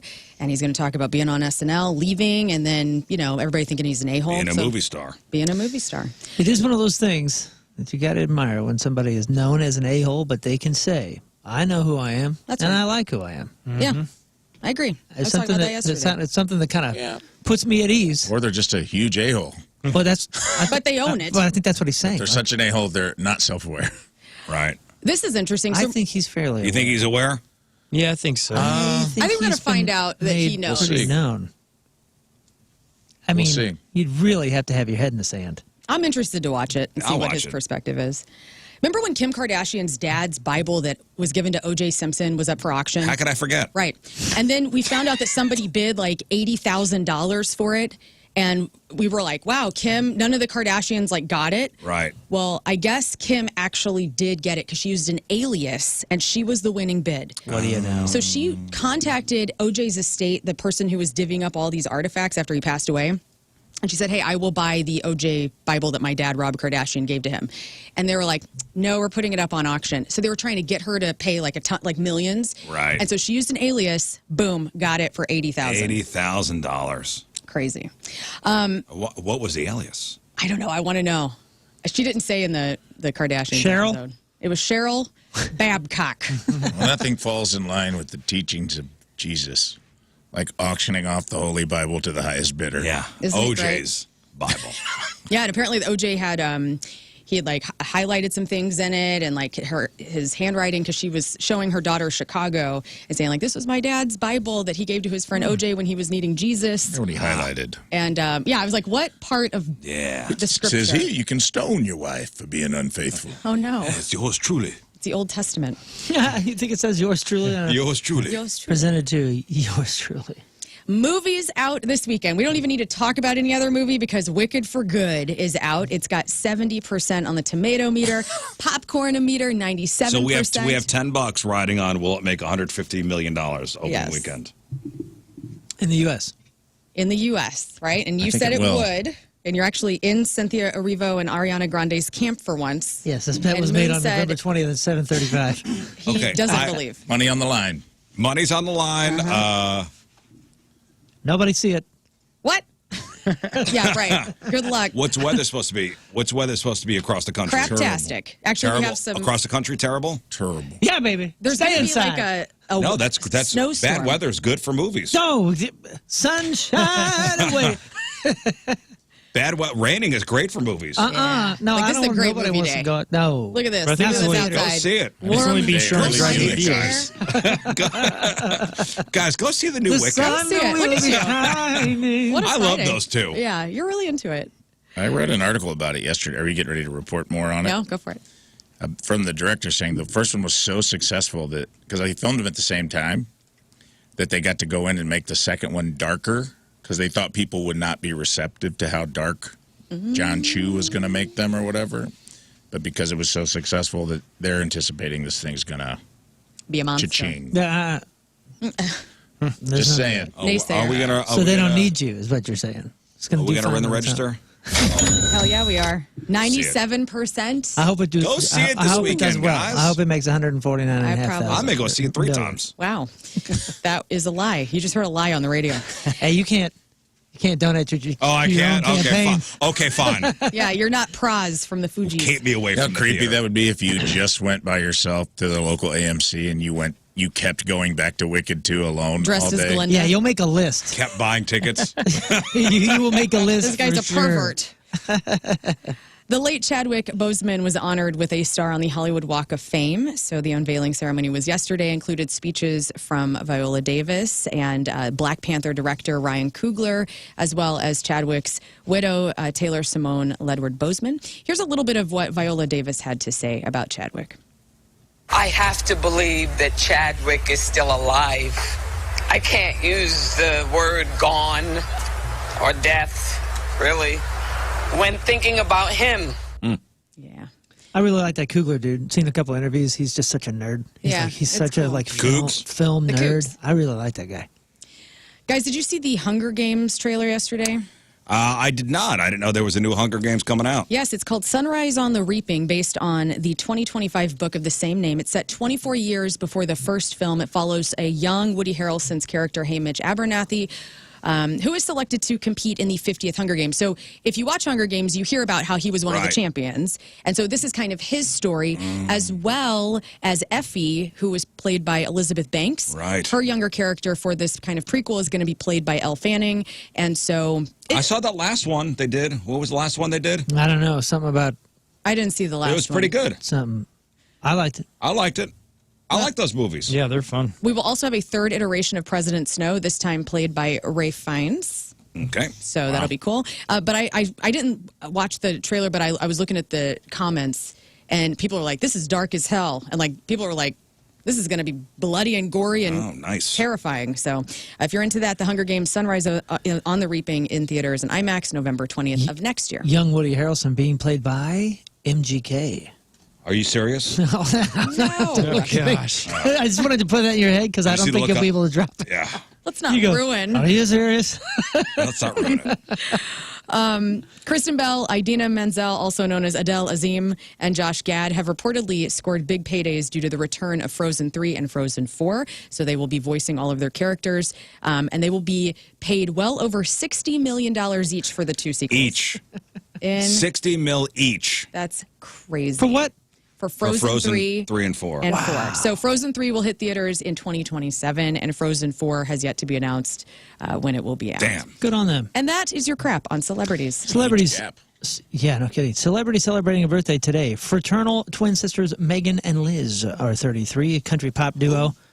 They were like about to kind of like take off, and their label actually went out of business. It shut down, and it killed their album. And then they started doing music again in 2018. Megan and Liz. Okay, Megan and Liz are 33. Carly Rae Jepsen is 40. Ronnie Chang, the senior correspondent and host for The Daily Show, is 40. Jenna Malone, that's Joanna on the Hunger Games sequels. She's 41. The Bella twins, Brie and Nikki, are 42. Rain Phoenix, sister of Joaquin and Late River, is 53. Michael Strahan is 54. Ken Griffey Jr. is 56. Troy Aikman is 59. I almost... put this on my stories the other day because I wanted to just put this out there and say, when's the last time anybody thought, I wonder what Bjork is up to? Oh, I do all the time. Oh, yeah. I love I did Bjork. not too long ago. Right? Like, were we talking about it in this room? No. I just independently came across a Bjork bulletin board. No, a Bjork video bulletin board? popped up on my like YouTube shorts, and I like what she still does stuff. I really She wasn't. tours. Yeah. She plays like little places. I had the thought on the couch, and I even turned to Mallory and I said, hey, do you know who Bjork is? And she's like, not really. I was like, oh. And she goes, why? And I goes, because I was just wondering, I wonder what she does every day. Dude, she's just Bjorking out. I had a poster of Bjork's face in my room growing up. Loved her. I know She's so exactly awesome. the poster. And the sweater? In the sweater, and she's got her hands pressed. She was, her husband was Matthew Barney, right? The artist who made this crazy-ass artistic video. Go look it up sometime. If you're into, like, Terrifier, it's beautiful, but it's terrifying. She still tours. She does, like, smaller shows. Oh, yeah. Oh, okay. I was listening to some of the stuff and showing Mallory. She wasn't really into it, but I used to be really into that. Well, her Michelle Gondry videos are awesome. Yeah, the post-record Medulla. Listen to Human Behavior, dude. That's the jam right there. Well, Bjork is apparently doing a lot, and she is 60 today. Wow. Alexander Siddig, that's Doran Martell on Game of Thrones, is 60. Nicolette Sheridan is 62. Lonnie Jordan from War is 77. Goldie Hawn. Ooh, my girl. Is 80 years old today, and Marlo Thomas, that girl and Rachel's mom on Friends, is 88 years old. All right, today's porno birthday, which is being brought to you by Patricia's, where fun and fantasy meet, is Angel Long. And today's birthday girl's been in 494 fine films, including Too Big to Be True 3, The Adventures of Dirty Dog 1, Give a Dog a Bone, Aficionado 1, Blonde English Nymphos, Fast Times at Deep Crack High 6, Get Your OG On 2, The Mind of a Horny Woman 1, The Osbournes Go to Hell, White Kong Dong versus Black Kong Dong, and who could forget her role in 2003's Weapons of Mass Satisfaction. Angel Long is 45 years old. That's your porno birthday. Those are your crappy birthdays, and that was your crap on celebrities. On the texter, on the Schreier Air text line at 314-649-3862, we have an auctioneer checking in, and this guy says, as an auctioneer, I will never auction a Bible. Well, where were you the other day whenever Kim K's Bible? Yeah, but it was OJ's Bible. A jar of farts, on the other hand. Yours truly. 100% on the table. Yeah, hey, auctioneer, is that the only thing you wouldn't auction off? That's interesting. I wonder what the moral... Because it's kind of interesting if it's someone of notoriety. No Bible? What's that? You think Bible. there's some bad... Well, what's the difference between that and selling a Bible? Yeah, because you can buy them at the store. Right. I bought one recently. Listen, this guy's ethics code. Listen, man. He says not auction a Bible. He says what he says. Yeah. All right, we'll take a break. We'll come back, and we have this week's Memoriam. Yes. It's a miserable day out today, isn't it? I feel bad. My wife's at the Lavender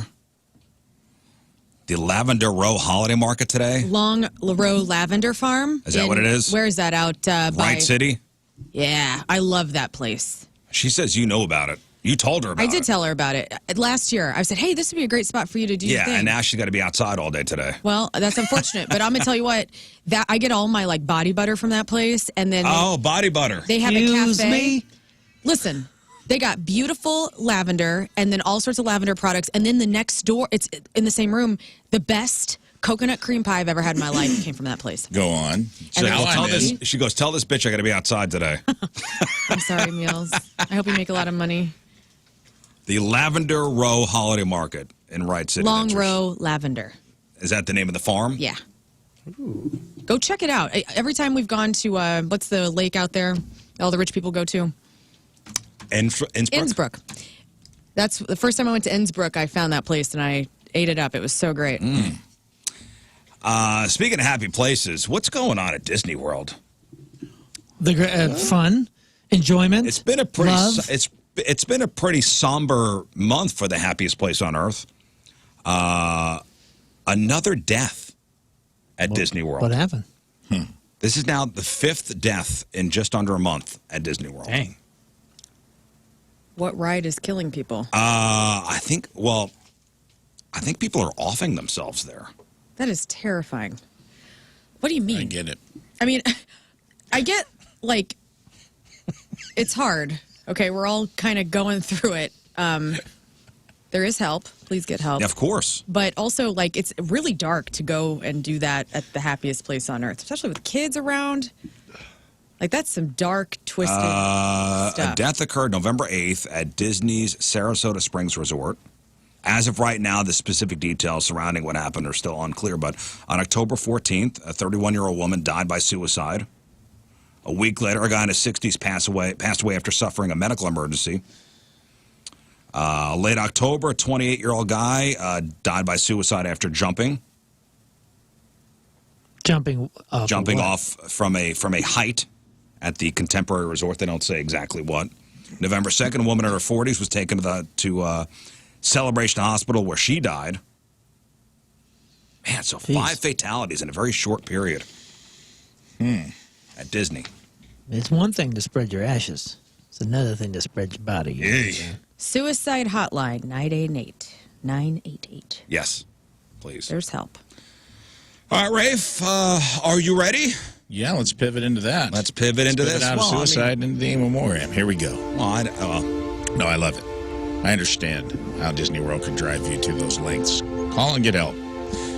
This week's in memoriam brought to you by Rizz Show legend Drew G and his wife. We lost a real one in October, so this is dedicated to Drew and his wife. For those of you unfamiliar, the in memoriam is like the Oscars in memoriam. Every week I'll say goodbye to some people that need to be said goodbye to. Sometimes it's listeners, sometimes it's topics we discuss, sometimes it's ourselves. It could be anybody, could be any time. No one is safe. This week it's a lot of us, I'm going to be honest with you. So let's get started. Nothing is safe, huh? Nothing is sacred. And I'm sorry if there's a lot of whistling during this. I got Invisalign yesterday, and I'm not adjusting. Oh, you did? Well. You got Invisalign? Let me see. Smile at everybody. Oh, it looks like you can't even tell. You can't see it. Can't tell, but I've been saying a lot of stuff still. No, does it hurt? It does hurt, yes. My teeth hurt very badly. But I'm also, I've noticed a couple times, you like popsicles? I'm adjusting. There it was, right there. We'll do my best here. First up, me. R.I.P. to you. R.I.P. to me and my suburban neighbor crisis.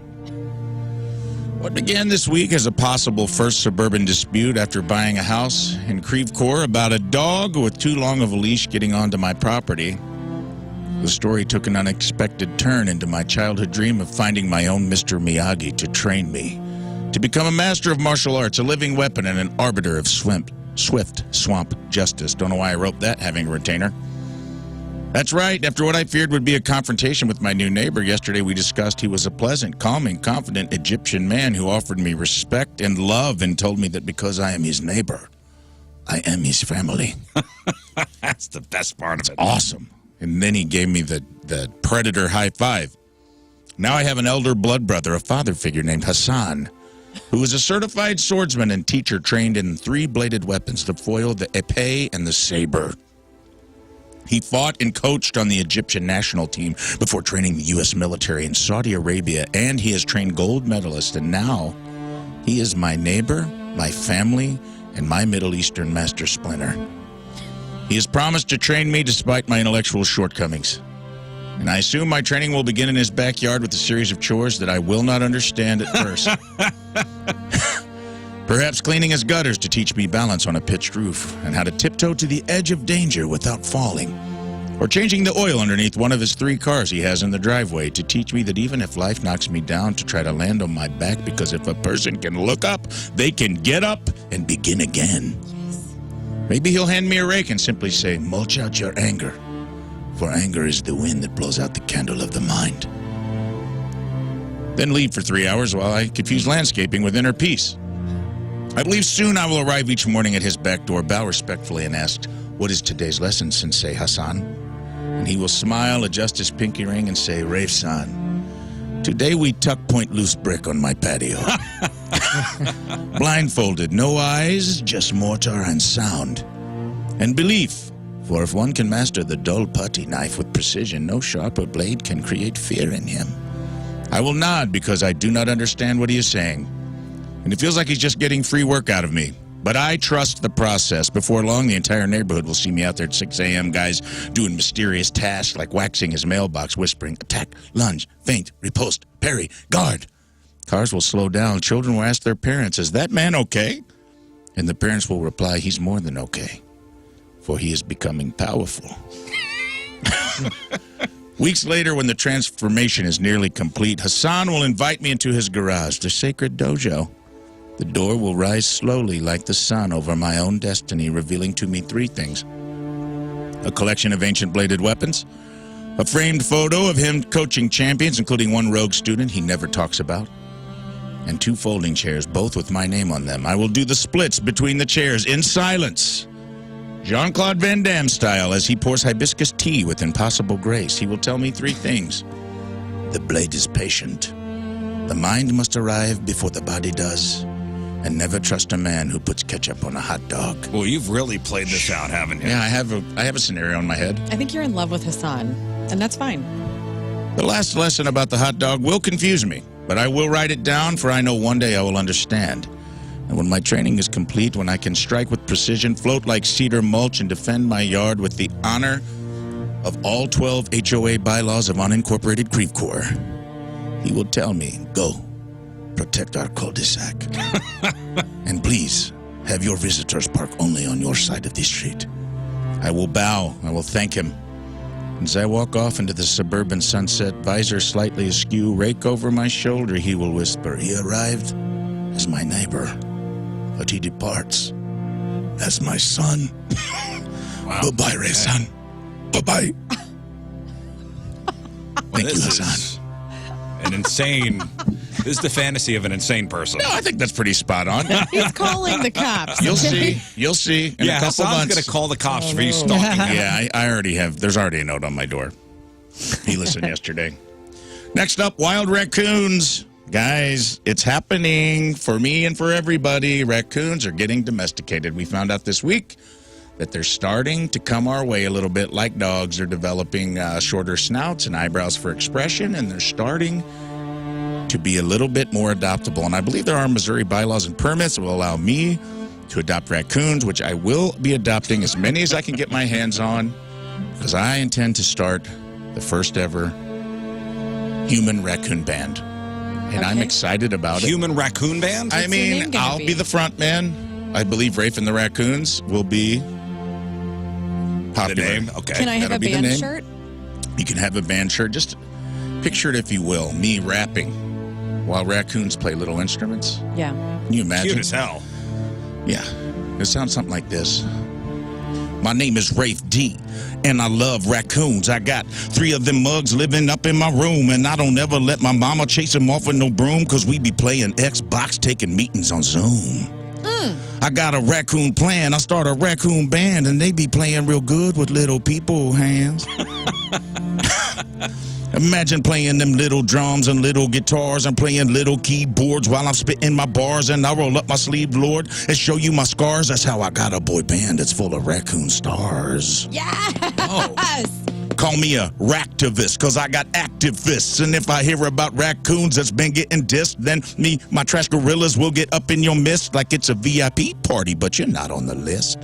Give me some credit, dude, that finally said it. I know you're hearing my message, and in your brain it's embedded. And if you mess with my raccoons, you know you live to regret it. And yo, the last word from Rape D is always radio edit. Whoa. Bye-bye, boy!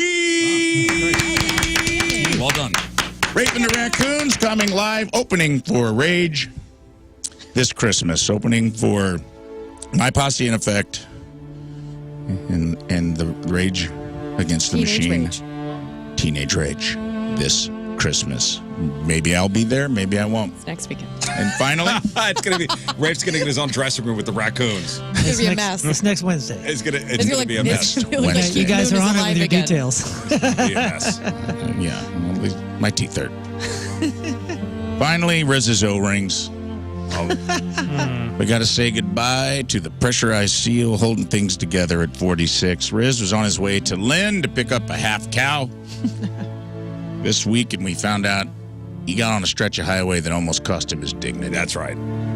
How many miles would you say you left to Wally's? I mean, Wally's on 44 and Fenton out to maybe like Rosebud off 50. I mean, over an hour. Over an hour away. We're talking at least 60, 70 miles. No stops. No stops. Can't stop, won't stop. Couldn't stop. Had to stop. It was a sad scene. And actually, it was so sad, Ken Burns made a documentary about it. There was actually a lost Civil War letter written by your bunghole to your beautiful wife. From the battle of Rizz, from the battlefield of Rizz's lower fort. Dearest Amelia and beloved family, I write you now from a most perilous stretch of the highway. A long and winding road that leads to the butcher who held our half of a cow. Morale is low and fiber is scarce. Morale was very low. It's been 4 hours since the last safe restroom. and I fear my resolve and my O-rings may be weakening. Earlier today, I felt a rumble beneath the carriage, not from the tires, but from the very core of my inner being. It was as though Sherman himself marched through my lower intestine. The air in the cabin grew thick and silent. Even the dashboard radio ceased its melody, as if knowing what was at stake. There was talk of pulling over. There were thoughts of trespass. There was a real battle plan to surrender in a field, drop trowel, and do what needed to be done. But I pressed on, gripping the wheel as one grips hope in the darkest night. My cheeks clenched like a battalion of soldiers standing at attention. I could feel the enemy pressing at the gates with great urgency and no mercy. The beef was yet to be processed, but I was dangerously close to processing some hot links from the devil's delicatessen. Hot links. No thanks. I do not know what tomorrow brings. Perhaps hemorrhoids, perhaps peace. But tonight, dearest Amelia, tonight I pray that Providence grants me one working toilet and the strength to reach it. If I should fall before the brisket is claimed, tell the boy I loved him. Tell the girl I wasn't as unenthused at her cheerleading events as my face might have appeared. Tell the butcher to wrap the ribeye tight for my lady. Yours in great discomfort and the sweats of diarrhea, Sergeant Scott Rizzuto of the 2nd Cheek Battalion. Holding the line so that others may hold theirs. Farewell and bye-bye. A beautiful letter from your butthole. Wow, man. okay. Honestly, that was really well written. You should really probably let your butthole write most of your stuff. Talented. You don't need AI, dude. No. Give that thing a pen. All right, now on to the real RIPs of the week. And I saved a little time in this segment because first up, and let me know if I missed anybody. The last of the World War II Navajo code talkers, Chester Nez, passed away this week at 93 years old. And then Todd Snyder, who a lot of people hadn't heard of, we talked about earlier in this week. I'm a big fan. He was kind of an unknown folk singer. He relayed so much tenderness and sensitivity through his songs, showed many of us how to look at the world through a different lens. He got up every morning and started writing, always working towards finding a place among the songwriting giants that sat on his record shelves, those giants who led him into their lives and took them under his wings. He studied relentlessly under Guy Clark, John Prine, Chris Christopherson, Jerry Jeff Walker, some of the best songwriters of our time. He passed away, unfortunately. He was denied medical treatment. It was a real bad situation. The world lost a light, one of the most unique, interesting, compelling, challenging, mercurial, iconoclastic, and influential songwriters to ever play the craft. Todd Snyder wasn't just a singer of songs, but a storyteller. He was a dynamo of insight and entertainment, often unable to be contained in the conventional vessels of an upright society or the human form. He was more than an all-right guy. He was the voice and conscience of a generation and alt listeners and general misfits. And in the vein of the in memoriam, Todd had biting wit. The guy could have been a comedian. A lot of his songs are very funny. And I feel like he always pointed his ire in the right direction. He always punched up. He always kind of tongue-in-cheek made fun of things, but was never a bully. And in the vein of in memoriam, he had a song called The Talkin' Seattle Blues, and it was a send-off to alt music, the very thing this station stands for. And I thought it would be a good way to add him to the in memoriam and just let him play us out with the song called Talkin' Seattle Grunge Blues. All right, this is Todd Snyder. This is Todd. I never heard that before. It's an alt country, not a surf. I never heard that before. That's Todd Snyder. That's Todd. If you haven't listened to his music, I check him out, man. Big loss for the music world. But and I believe that was it. If I missed anybody, I'm sorry. But that concludes this week's in memoriam. Thank you, Rafe Williams. All right, we'll take a break. On the other side, let's give away some stuff. We got tickets to go see The Urge the night after Thanksgiving, a week from today, over at the pageant. We got tickets to go see Avatar, Ho-Ho Show in just a couple weeks, Friday night, December 5th at the pageant. We got tickets to go see Blue October, December 6th over at Stiefel. And we got tickets for Ezra Ray Hart, Ho-Ho Show in just a couple weeks, December 10th at the Factory. That's going to be a night of 90s hits and Christmas riffs with Kevin from Better Than Ezra, Mark McGrath from Sugar Ray, and Emerson of Tonic. All right, so we'll play 3 and 5. Moon will throw out a topic. You name 3 things or a category. You name 3 things in that category within 5 seconds. 2 out of 3 categories right. You win your choice of prizes. No ums or ahs to start your answer. And we have Lern, and we got Rafe, and we got King Scott as your judges. 314-624-3833, 618-398-3833. 3 and 5 is next. All right, so what are we celebrating today? Today is National Cranberry Day. It's National Stuffing Day. It's National Pumpkin Pie Day. Have we had All our today. annual conversation about Cano Cran? I like it. Yeah, me too. Me too. My wife makes the fresh stuff. I love the canned stuff. I think it's fine. Me too. It's National Gingerbread Day. It's, let me see here, World Pancreatic Cancer Day. It's, the Great American Smokeout. So light up, everybody. Have any of us ever asked what the canned cran is made of? Cranberries. No, gelatin Yes, and crayons. But what, like how, but why? Why is it so perfect like that? It's pig hooves because it's probably gelatin. Okay. And But is there gelatin in it? I don't know if there's actually gelatin. But what are we doing? Is it just cranberry juice? Are we crushing cranberries so fine that we've now have Well, a once you see-through cook cylinder? it down, once you cook cranberries down in some kind of liquid, it becomes that. Okay, it's jellied. Jellied sauce is a smooth, solid block that holds the shape of the can. So the ingredients, cranberries, corn syrup, usually high fructose, so not good for you. Bummer. Water and citric acid. That's it? That's it. So it's just a jelly? Yeah, because I think it's a natural pectin is what it's called. Oh, pectin, yes. When you cook it down like that, it kind of So we're just jellies up like we're that. just eating cranberry gummy bears. Kind of. I mean, it's good. I accept. I accept too. It's one of the few times that I don't care what's in it. I'm going to eat And when that. it comes out the shape of the can, I'm fine with that too. I think that's lovely. You can cut Sometimes it in I'll nice just, It's all about you eat with your eyes first. in the off season, what I like to do is go into my butler pantry and open up a can of cran and just get a spoon and just You sit do? there, and I just have a little num-nums while I'm waiting for my life to just, continue. So try that. If you don't want to wait till next Thursday, have a little side I piece. was just reading this. So, we're less than a week away from Thanksgiving. If you ever wondered how much that one big meal can impact your health, a couple doctors weighed in on this. So here's the good news. For the average person, it's unlikely that one giant unhealthy meal is going to really impact your long-term health. Like just for one day, for God's sakes, right? Yeah. For one day, just enjoy yourself.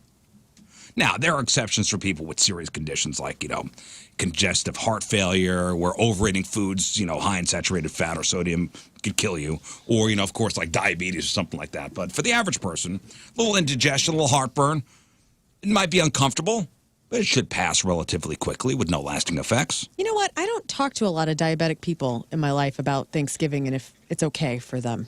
You want to talk to some of my family? I think half of them have it. Really? Oh, But they sure. they have a good time? They're not like... Everybody seems to be doing whatever they're going to do. You know what I mean? Right on. They do them. Listen, just put on They your enjoy stretchy it. pants On your monitor. and have a good time. Glucose monitor, yeah. Yeah, monitor. Yeah. Have a Have nice your, Thanksgiving. it could cost you a couple toes. I don't know. That's Yeah. wild. Well, starts with the toes, just so you know. You can ask my grandma. Starts with the toes, then it goes to the foot, and then before you know it, you're one-legged. Ah, man. So some of the potentially more serious issues from Thanksgiving, drinking excessive amounts of alcohol, improper food handling practices. So just be aware of that. But it's also worth noting and taking into account that there is a positive thing when it comes to enjoying a celebratory meal with friends and family. There's plenty of research that links being social with positive health impacts. And that's what Thanksgiving should be all about. So enjoy your canned cran. I will. Thank you. You as well. And I will. Let's give away some stuff. All right, we are playing 3 and 5, and it's sponsored by CarStar, your auto body repair experts, locally owned with nationwide guarantees. See carstar.com for a location near you. All right, we've got Urge tickets, we've got Avatar tickets, we've got Blue October tickets, and we've got Ezra Ray Hart tickets while supplies last. So Moon's going to give you a category. You name 3 things in that category within 5 seconds. 2 out of 3 categories right, you win your choice of prizes. No ums or ahs to start your answer. Those are the rules. Yeah, now listen, it is Friday. We like to blast out the remaining tickets, but it's 3 and 5. and we've progressively gotten a little bit harder. And this is going to be no exception, so you're going to really have to bring it. Is it impossible? No, absolutely not. I think last time, remember, we nailed it. Well, we had some winners, and we had some people crash and burn. Yeah, that's fine. But we're gonna cruise through it, take as many callers as we can, try to get these things out. But you have to bring it. You know, we say no ums or ahs to start your answer. So there was a study that they just released this week, actually, that found that using a lot of filler words like and ah could be a sign your brain is breaking. Yes, I can confirm. So they tested the speech patterns of more than 250 adults, and the ones who paused or used filler words like or ah tended to show the biggest declines in executive function. And executive function includes everything from memory and planning to reasoning and problem-solving skills. Basically a broad term for how well your brain works. And a decline as you get older is totally normal. And using a lot of filler words can also just be a bad habit. So don't panic, guys. Don't panic. That's why we do this contest. It's for your health. But they think that using them more and more could be a sign of you slipping. It works so well, they think doctors could even use it to test for cognitive decline. There you go. All right, 314-624-3833, 618-398-3833. Let's go to the phones. And we've got Sarah. Hello, Sarah. Hi. Hi. All right, Sarah, are you ready to play 3 and 5? Yes. All right, remember, no ums or ahs. Start your answer. Judges, you ready? Yes. Okay, here we go. Okay, Sarah, name 3 actors from Friends. Matthew Perry. Nope. No, Matthew. Okay. Wow. I know that was. Thank you. Matthew. Next. Okay, how about name 3 songs that you would hear at a wedding? I Will Remember You, Red Solo Cup, Macarena. Oh, too late. Pick the longest Longest song titles. I love Too that those late. were the ones that popped into her brain. Electric Red Slide, the Solo Chicken Cup. Dance, and the Macarena. I Done. always love you. Done. Can I? Where are you? Where was she from? Is she still on? You drop her? She's out. She was from Marion, Illinois, I bet. Yeah, Red Solo Cup is a dead giveaway. Yeah, I haven't heard any. Giveaway. I didn't hear that at any of the weddings I've been to. Love it. Is that Kenny Chesney? That's Toby Toby. Keith. Toby. Oh, R.I.P. Toby Keith. I killed him. Didn't know that. Cody, hello. Yo, happy birthday, Rizz. Thanks, Cody. Here we go. All right, give me 3 movie trilogies. Oh, crap. Okay. You'd have had it otherwise. My bad. Yeah, okay. 2 and 3. Yep, next. Tell me 3 board games. Monopoly, Shoots and Ladders, and Pictionary. Yes, sir. What? Is Pictionary a board game? Absolutely, it is. It comes in a box. Stop this. Stop this right now. Is that the definition of a board game? It comes in a box? It comes in a box. It has a board.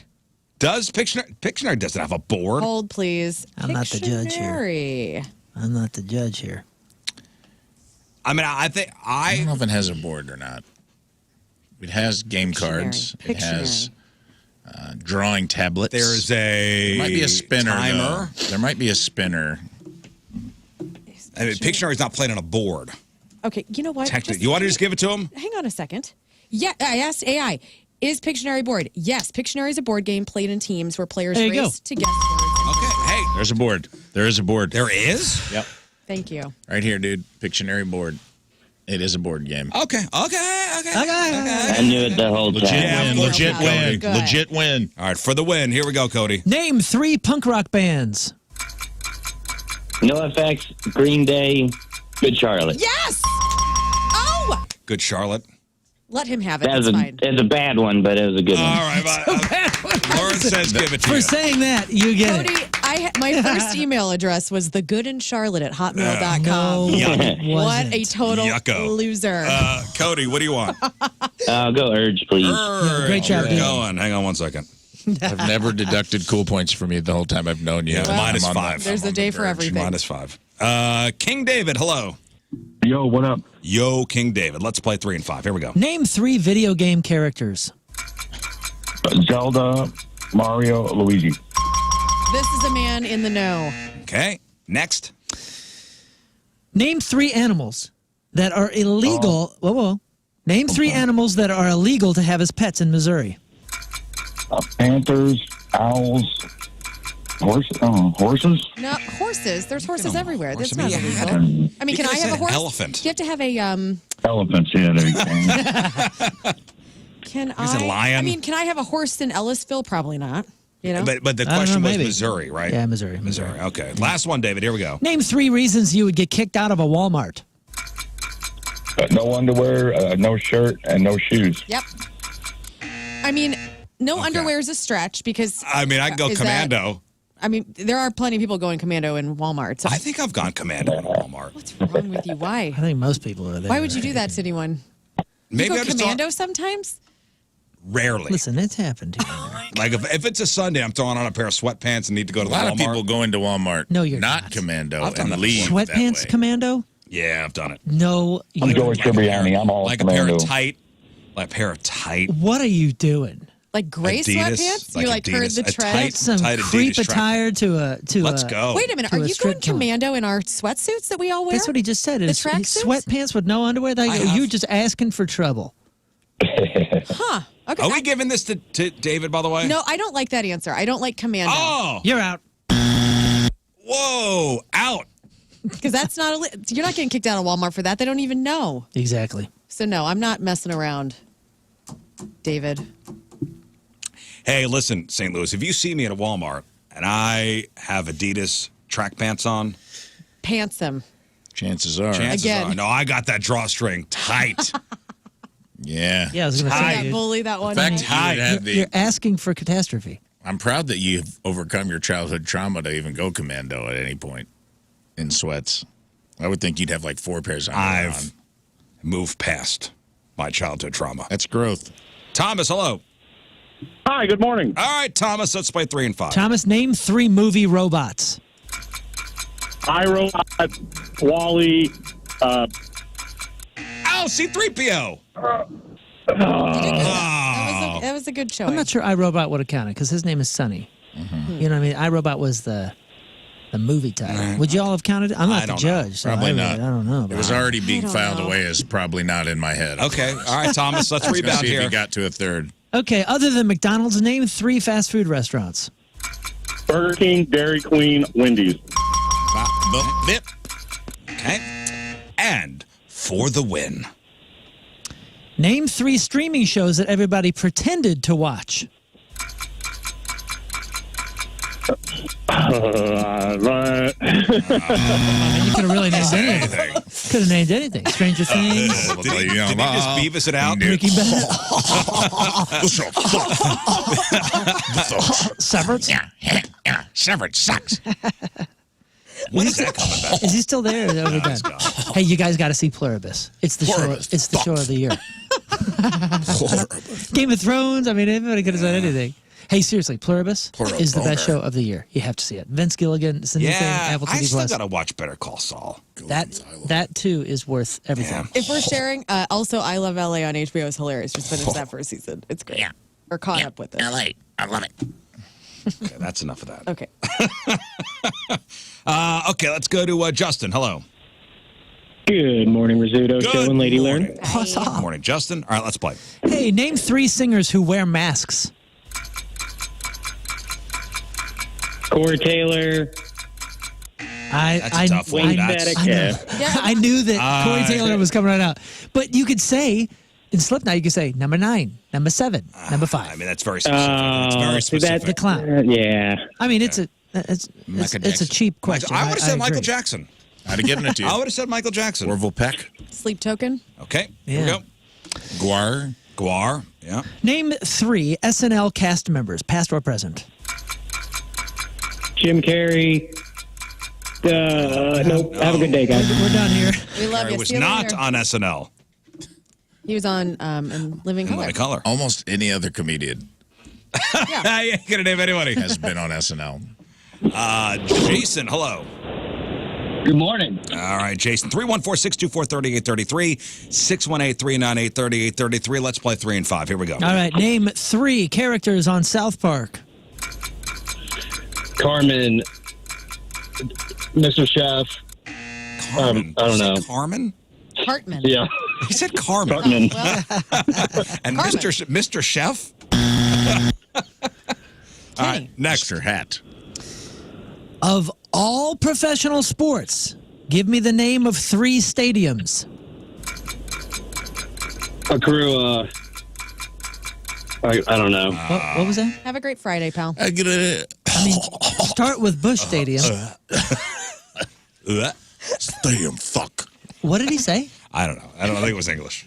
You're getting them tongue-tied on the third one. You're going. Everyone's going full butthead on the third one. He goes, See you later. All right. Patrick, hello. Yeah. Hello, Patrick. All right, let's play 3 and 5. Yeah, Here dude, we go. name me 3 rap groups. TLC, Tupac Shakur, and Diddy. That's wrong. Those are not groups. I zoned out. What happened? TLC is a group. Diddy and Wu-Tang. And who else did you say? Rough Riders. He said. He said Diddy, he said Tupac, and Diddy. TLC, 2 of Not which are groups. singular artists. Not groups. Gosh, dang. All right, next. Name 3 things you put ranch on. Doritos, corn curls, and chicken strips. Let's go. All right, cool. Corn What the hell are curls. corn curls? You know what a corn curl is? Of all- It's a What's wrong with people today? Damn, dude. Of all, I don't know. you could almost said any other food and you wouldn't get questioned. But I'm Broccoli, like, what the hell? wings. Corn curls. There's a- I already with Doritos had one eyebrow on. Me too. And then I'm like, they Yeah. said corn curls, and I'm like, okay. I mean, I guess you could say any edible. Dip. What's No, a I mean, corn you can- curl? I don't even know what a corn curl is. I think Is that that's a chip. Cheeto? It's kind of like a corn chip. A corn. Like a Frito. Like a Frito? That's a poor Yeah, man's. That's yeah. a poor man's Frito. This man is shopping at. This man is shopping at the dollar store. Is For that, his, Charcuterie boards look is that different, Aldi okay? Fritos? Dude likes chips, Yeah. man. that's below Aldi. I'm on the struggle bus. All right. Feel you, Not brother. judging, Been not there. judging. Corn curls. It is. Give this man tickets. He- No, no. that's He's one only right. got one. He's 1 out of 2. Just give it to him, man. He This needs is make- corn curls for the love of God. This is Just make give or the man break. tickets. All right, fine. We're just going to give him Fine, tickets. thank Patrick, you. we're Yes, push it through. No, He's eating corn curls. He is. get out of my face. This is no. There are people that You're have. not the judge, dude. All right. You can't just give out Yes, we tickets. can. He's Guy. got to Judge and complete the jury. We know whatever we program. want. Yeah, he's Heartless the host. bastard. What do you mean? The You guy are the called to play a question game. We're going to play the game. You Guys just stop it dipping at the corn curls fourth in inning. ranch, and you're going to put his back against the wall. That's a foul ball at best, and you just stop the game after the 4th All right, inning. go ahead. Dude. Wow. Okay. Go ahead. Patrick, earn it. Turn him into butthead like you did everyone else. Name 3 triangle-shaped things. Doritos, Come on! pizza. I would say pubic hair. It's the almost you pyramids. can use Let's the go. same answers. Doritos, pizza, and a triangle. The pubes, the pyramids, the pizzas. Yes. It's done. The 3 Ps. 3 Ps. Okay, you guys do what you want. wanna climb them all. No, Oh, this is you his just final wanna- one. This is his Here we final go. one. We all win right now. You get to do your Did he little lose? questions. I thought he already missed one. Did he miss one already? No, just keep going. Okay, fine. Patrick. Let's do another one. Is anybody paying No, attention? just keep it going. You guys Just aren't. keep it going. All right, fine. Here's Patrick, another how many have you done? No, one. Okay. don't answer it. Just go. Listen, name 3 things that you should refill. The pool, a drink, and your wife's happiness. Yes. And this For is the love of God, man. and this is what. Yes, and this, We tried to just give him tickets. like, We tried our hardest. I mean, what are you guys doing? Learn. 1,000% he gets the ticket. All right. Give it to him. Pool, Let this be a lesson. your drink, and your corn curls. Don't call early for the game. Call late because everybody's attitude changes. All right. Let's do Max here. Hello, Max. Hey, All right, Max. Here we go. Let's play. Name 3 sounds that ruin silence. smacking, ripping, tapping. Smacking, dripping, and tapping. I was looking for the obvious, the fart. The sacred fart. That doesn't. That that's makes good, sound. That's hilarious. But that was a good answer, actually. Oh man, I heard Tim fart the other day. I was in the other wing of the house, as you know, my house is massive, and all of a sudden it's like dead quiet, and then I just hear, That's audio. I didn't know that I could hear it, and it was awesome. Leave the man alone. I love it. All right, Max. Really letting Next it fly. one. Okay. Name 3 childhood lies that you believed way too long. Santa, Easter bunny,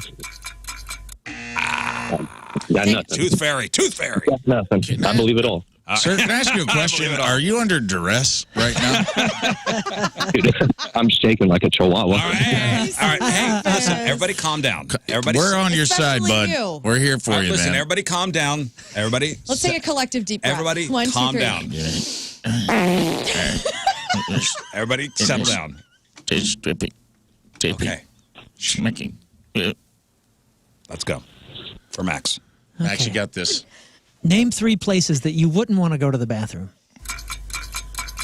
Walmart, Target, Starbucks. Just like that. Just like that. Give me tickets. All right, pick 4 or 5. Sir, One more. could you please pick 4 squares to prove you're 5. not a robot? 5. Taylor, hello. Hello. All right, am I saying that right? Taylor? Taylor, yeah. Target. Yeah. Okay, Bethalto. Let's go. All right, let's see. Let's see. Name. I'm gonna do something a little bit different. Let's switch this up. Name 3 foods that smell pretty bad but taste pretty good. Fish, turkey, eggs. Great. Great answer. It's a freaking genius. Great answer. See, now we're gonna end it with a genius. Great answer. Okay, for the win. Name. Oh shoot. I mean, I feel like I would just be picking on somebody if I asked her that one. Okay. Yeah, don't do that one. How Don't about do that one. name 3 music festivals? Point Fest, Mayhem Fest, Taste of Chaos. Oh my God, Taste of Chaos. Wow. Well This done. is the woman. All right. in the know. Congratulations, Taylor. You win. Yeah. Coincidentally, I think I've played all 3 festivals. Well, congratulations to Taylor. Well done. And Max. I'm happy for Max, honestly. Me too. You know what, Moon? You've been on one this week with your questions. I'll tell you that. What are you talking about? We Matchup gave with- away. Well, the matchup with The Moon was I That let was- my husband play that that, was by the absurd, way. and I apologize. He was like, oh my God. He's I'm like, sorry. who does he think he's dealing with? Like in this room. I'm sorry. Well, you won that one. I know, but still, it was not good. You're right, and I apologize. I'm getting better. It was All my right, we first got time. Friday Fail Stories next. It's 8:55. It's Friday. Traffic and Weather, Moon coming at you. All right, folks, time for your Friday Fail Story. All right, so all these people thought they had the perfect plan, but somewhere along the line, that perfect plan went completely sideways, and it became an uber, an ultra, dare I say it. Don't you dare. You say it. Mega.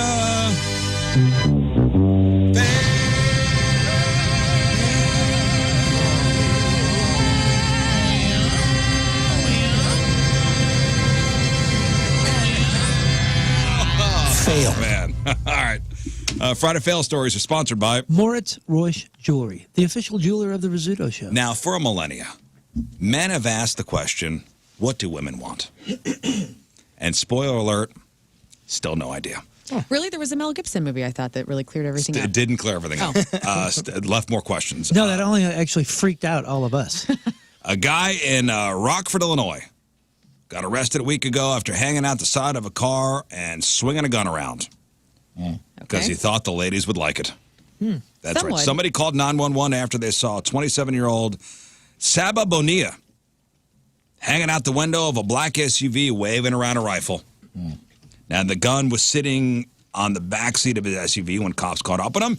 He also had a large capacity magazine with 30 bullets hidden in his pant leg. At least 2 women were in the car with him. And when cops asked why he waved the gun around, he said he was, quote, attempting to have sexual relations with them. And, quote, believed women liked these things. That's awesome, man. It said it right here in my True? magazine. No, not true. Let me just squash this. Everybody. The men's Cosmo magazine, you know, guns and ammo. Keep your gun in your pouch. What? Like a normal kangaroo. Turns out he's been convicted on weapons charges 4 separate times. They arrested him for unlawful possession of a gun. He's due in court on the 16th of December. Man, I'll tell you what, that movie. I remember I was pretty young when I watched it, but it set in motion because guys know what we're thinking of during doing the deed. You know what I mean? It's pretty much one-dimensional. Okay. And when she's like in that scene and she's like going through what she's going to have for dinner or whatever and some other stuff, it just scares you to death. You just go, oh my God, is that really what y'all are thinking? Like, I really got to put on a show to keep y'all entertained. I thought you were going to say when he put the pantyhose on and the lipstick and he's smoking and that's when he hits his head and has the ESP. Like that whole part. He's listening to Sinatra. Listen, let's not get caught up in what women want. Let's get caught up in art. Because modern art, I don't know what the hell's going on. What's that one piece where a guy tapes a banana to a wall? Banksy. Oh, yeah. No. That's like, no. Is it a Banksy? No. Banana bank. No. It's like some famous piece of art where a guy literally duct tapes a banana to a wall. And they go, art. $1 million. Yeah, Vincent Monkey. Stupid. As you're wrapping up your week, just be thankful your biggest mistake probably wasn't accidentally destroying a multi-million-dollar piece of art. Because for one well-meaning volunteer, this is what happened. So picture this. You're a volunteer at the prestigious Ostwald Museum in Germany. Okay? You're eager to help, ready to make the place shine. So as you're making your rounds, you spotted a grimy, dirty-looking rubber trough sitting under a wooden tower. It's covered in what looks like nasty, like dried-up stains. Okay. Disgusting. And you're thinking, somebody needs to clean that up. And that's precisely what the person in the story did. Armed with cleaning supplies and the best of intentions, this diligent volunteer got to work scrubbing that unsightly stain until the trough was sparkling clean. And she probably felt a great sense of accomplishment. Just one problem. That disgusting stain she just scrubbed into oblivion was the artwork. Here's the piece titled, okay. When It Starts Dripping from the Ceiling. That's the title of the piece. When It Starts Dripping from the Ceiling was created by the late and celebrated Martin Kippenberger. The stain was a carefully applied layer of calcium carbonate meant to look like dried rainwater. It was the entire point of the piece. Mm-hmm. That's actually kind of cool. And that's a cool metal record title. When it starts. Oh, did you check out that new Five-Finger Death Punch, bro? When it starts dripping from the ceiling? Yeah. God, it's when total Kippenberger, man. When the museum staff discovered the squeaky clean trough, their hearts sank. A spokesperson for the museum confirmed the worst. It's now impossible to return it to its original state. It was worth $1.1 million. I saw you make the face. Fail. You had a voice behind the face. When it starts dripping from the ceiling. Whoa, that's cool. What started as a regular meal out with friends in Greece turned into an absolute nightmare, all because of a prank gone horribly wrong. So a 22-year-old guy is now in the hospital fighting for his life after he swallowed an entire burger, reportedly for a joke. So according to a friend who was there, it wasn't some kind of social media challenge or a dare. The young guy simply turned to his friends and said, look, and then swallowed the burger without chewing. Oh, man. Like just stuffed it down his mouth. Deepthroatin a slider. Oh, my goodness. Immediately after he started to panic, his friend described the terrifying moments that followed. He gets up, runs a bit further away. We thought he was going to spit it out and didn't want to make a mess around others. But that's not what happened. The man tried to come back, then moved away again, still struggling. The real moment of horror for his friends was when they saw him hitting his back against the column, probably trying to spit it out or something. Shortly after he collapsed, it's believed he stopped breathing for a full 2 minutes before help could arrive. Whoa. He was rushed to the intensive care unit where he was put on a ventilator where he remains in critical condition. Failed. The lack of oxygen has caused severe and potentially irreparable damage to his brain, kidneys, and other vital organs. Oh, man. Yikes. Bummer. Almost any absurd behavior can be blamed on a TikTok challenge, right? But there's one thing you got to keep in mind. No one's buying it if you're not filming it, right? Mm-hmm. So a 41-year-old guy in Florida, Anthony Day, was recently spotted marching down a street completely naked. And it was 36 degrees out. He wasn't even wearing socks. A driver saw him, called the police. The cops asked Anthony, hey, buddy, what's going on? And then he said, it's a TikTok prank. But he didn't even have a phone on him. And then Anthony didn't want to answer any more questions to, quote, protect his privacy. True to the cause. I don't even need to Pulled the film old this. Busey card. And I like initially gave the officers a fake name and a fake address. He was charged with indecent exposure, disorderly conduct, and resisting an officer without violence, booked into jail naked. Failed. Cuff this. Yeah. You hear some wild stories, but this one is from Norristown, Pennsylvania. It's really something else. So a would-be robber learned a hard lesson Tuesday morning. Don't bring a fake gun to a sword fight. So here's what went down. Police say a guy named Marcus Armstrong, 35 years old, tried to rob a guy at gunpoint outside his house. While this was happening, a woman who was with the victim managed to run inside. Marcus then allegedly forced his way into the house after her. But that's when the plan fell apart. Inside the house, he came face-to-face with the woman's roommate, who just so happened to have a samurai sword. Probably took it off the wall. Probably a sweet decoration, right? Yeah, on the mantle on a stand. Whatever. The roommate, defending himself and his home, took a swipe at Marcus and stabbed him. A bleeding Marcus fled the scene, didn't get far. Neighbors on a nearby street saw police taking him into custody as he was lying on the ground. According to police, the trail of blood made it pretty easy for them to piece together what had just happened. One detective called it a pretty chaotic scene. Wow. Another noted how unusual it was, saying, we never advise victims to fight back, but this time someone fought back, and the fact that they used a samurai sword, I can't tell you the last time we've seen that one. And here's the kicker. The gun Marcus used, fake. Failed. Oops. Marcus now facing charges for criminal burglary and robbery. Couple more for you. Let's go with this one. All right, everybody gather around for your weekly dose of, at least my week wasn't this bad. And as is so often the case, our story takes us to the Sunshine State. Arizona. Classic Florida guy here. So meet Joshua Mulnix, a 43-year-old guy who, according to officials, appeared to be having a very, very strange day. So his adventure began when he wandered off a Cape Coral beach and onto a private construction site wearing nothing but a pair of sweatpants. He allegedly started yelling at a construction worker before trying and failing to break into a shed.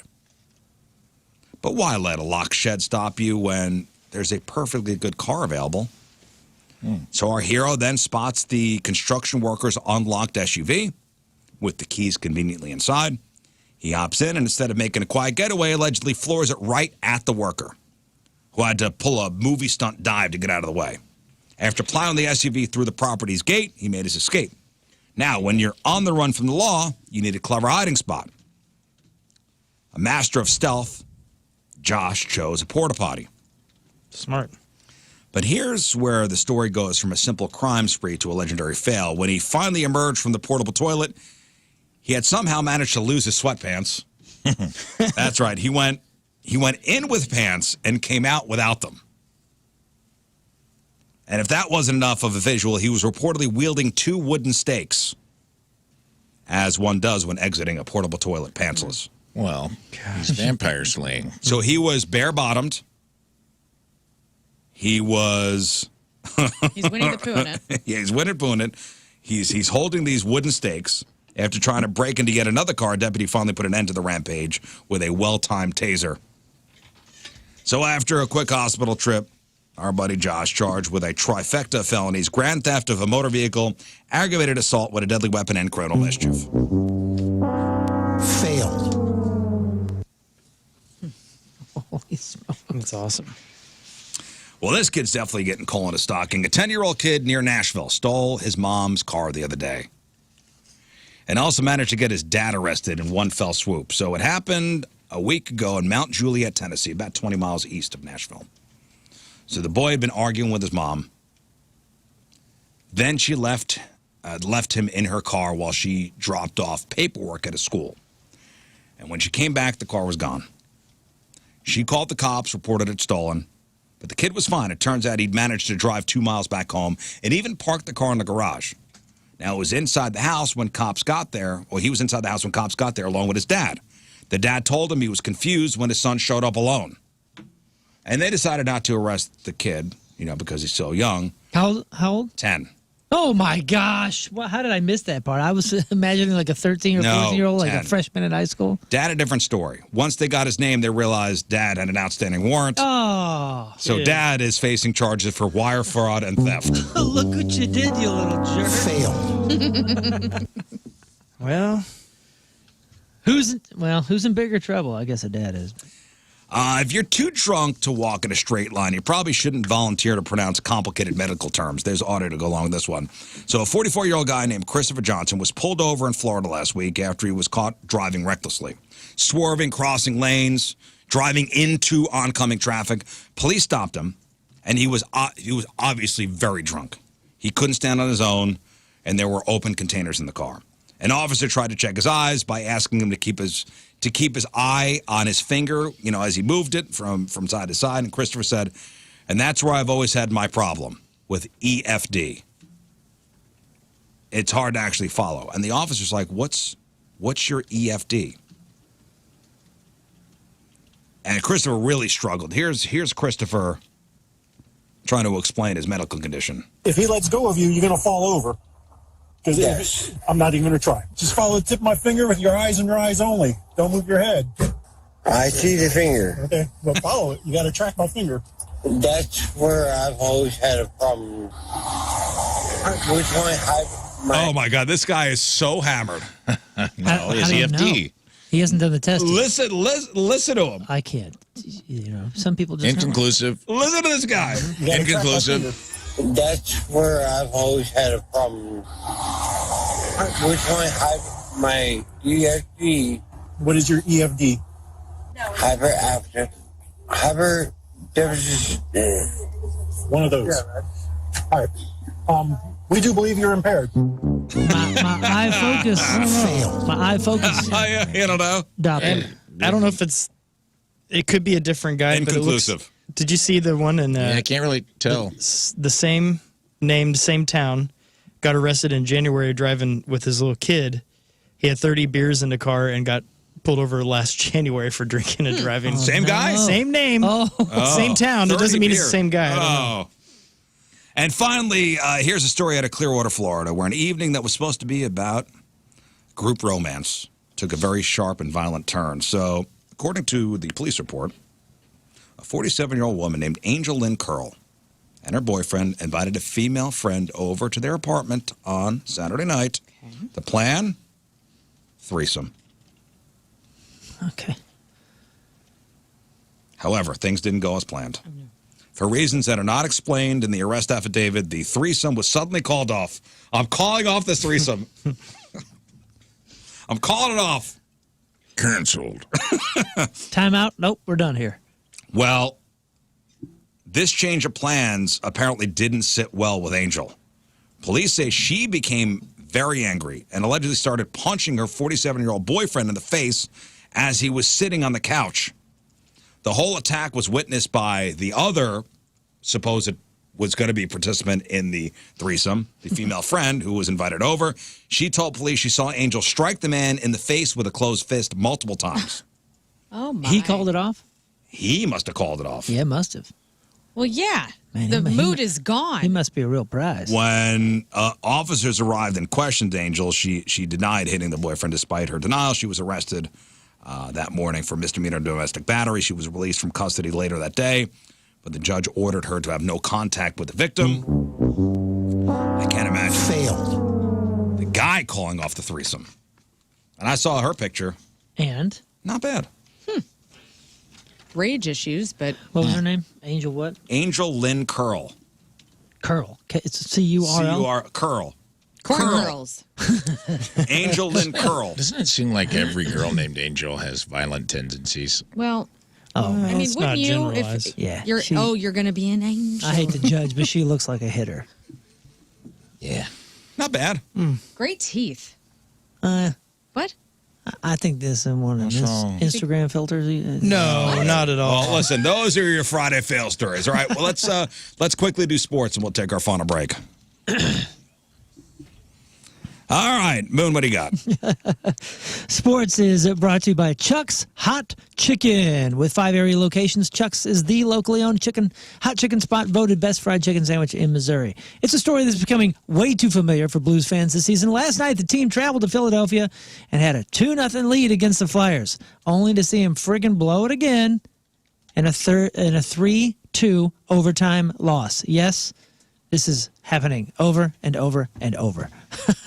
The Flyers, like I said, they were up 2-0. And then the Flyers chipped away, tying the game in the third period before Travis Sanheim scored the game winner in overtime. This marks the 4th time in the last 6 games that the Blues have given up a multi-goal lead. That now has them at 0-6 on the season for games that go past regulation. We got a 5-game road trip tomorrow again against the New York Islanders. In good news, I guess, the soccer season feels far away, but the St. Louis City SC just announced its 2026 schedule. Now, this is the season that's going to kick off right here at home, which is very exciting. It's going to open Saturday, February 21st against Charlotte FC at Energizer Park. The game is set for a 1:30 p.m. start, which should hopefully make for some more pleasant weather than their typical late February night games, which can be pretty cold. Now, here are a couple highlights for the schedule. No Messi in St. Louis. We were all hoping to see Lionel Messi and Inter Miami. They will not be on City's home 26 schedule. The World Cup break, if you're wondering about that, is going to be a long summer break. No games scheduled from May 23rd to July 6th, with the 26th World Cup taking place in North America. And the rivalry games, the home game against the rival Sporting KC is set for Thursday, July 16th. The schedule is kind of a preview of what's to come in 2027 when the MLS soccer plans to shift its entire calendar to that summer to spring format, which is going to line itself up with the European leagues, which will be great for everybody. The Cardinals have announced that their annual winter warm-up is going to return January 17th through the 18th with a slight change. They're cutting off Monday. They used to do that third day Monday. They listened to fan feedback and dropped in attendance, said, we got to cut that day. Still pretty cool, though. Saturday, Sunday, all proceeds for the winter warm-up benefit Cardinals Care. It's the team's charitable foundation that supports youth programs, ballpark renovations, and grants for nonprofit organizations in the communities. You can get tickets. They'll go on sale November 28th. The Tigers, Mizzou Tigers, are facing their biggest challenge of the season this Saturday. It's tomorrow. They head to Oklahoma for the high-stakes SEC Showdown. And the number 23 Tigers, which are 7-3, will take on the number 8 Sooners, 8-2 in a game that has major college football playoff implications for Oklahoma especially. And I can tell you, Oklahoma's defense is friggin' great. I watched them beat Alabama last weekend in Alabama, and it's going to be a great game. Go Mizzou. Thursday night football action. Guys, everybody on our team and everybody on the fast lane, 0 going into the weekend. Because, at least there's that. The Bills were a lock. Yeah. That's what everybody was saying yesterday. I did not say that. Well, you should have picked the Texans. If Stroud was starting, you'd pick the Texans. Okay, but I never said they were a lock. And I said, I kept pushing back on Rizz. He'll attest. I kept saying, man, their defense is freaking incredible.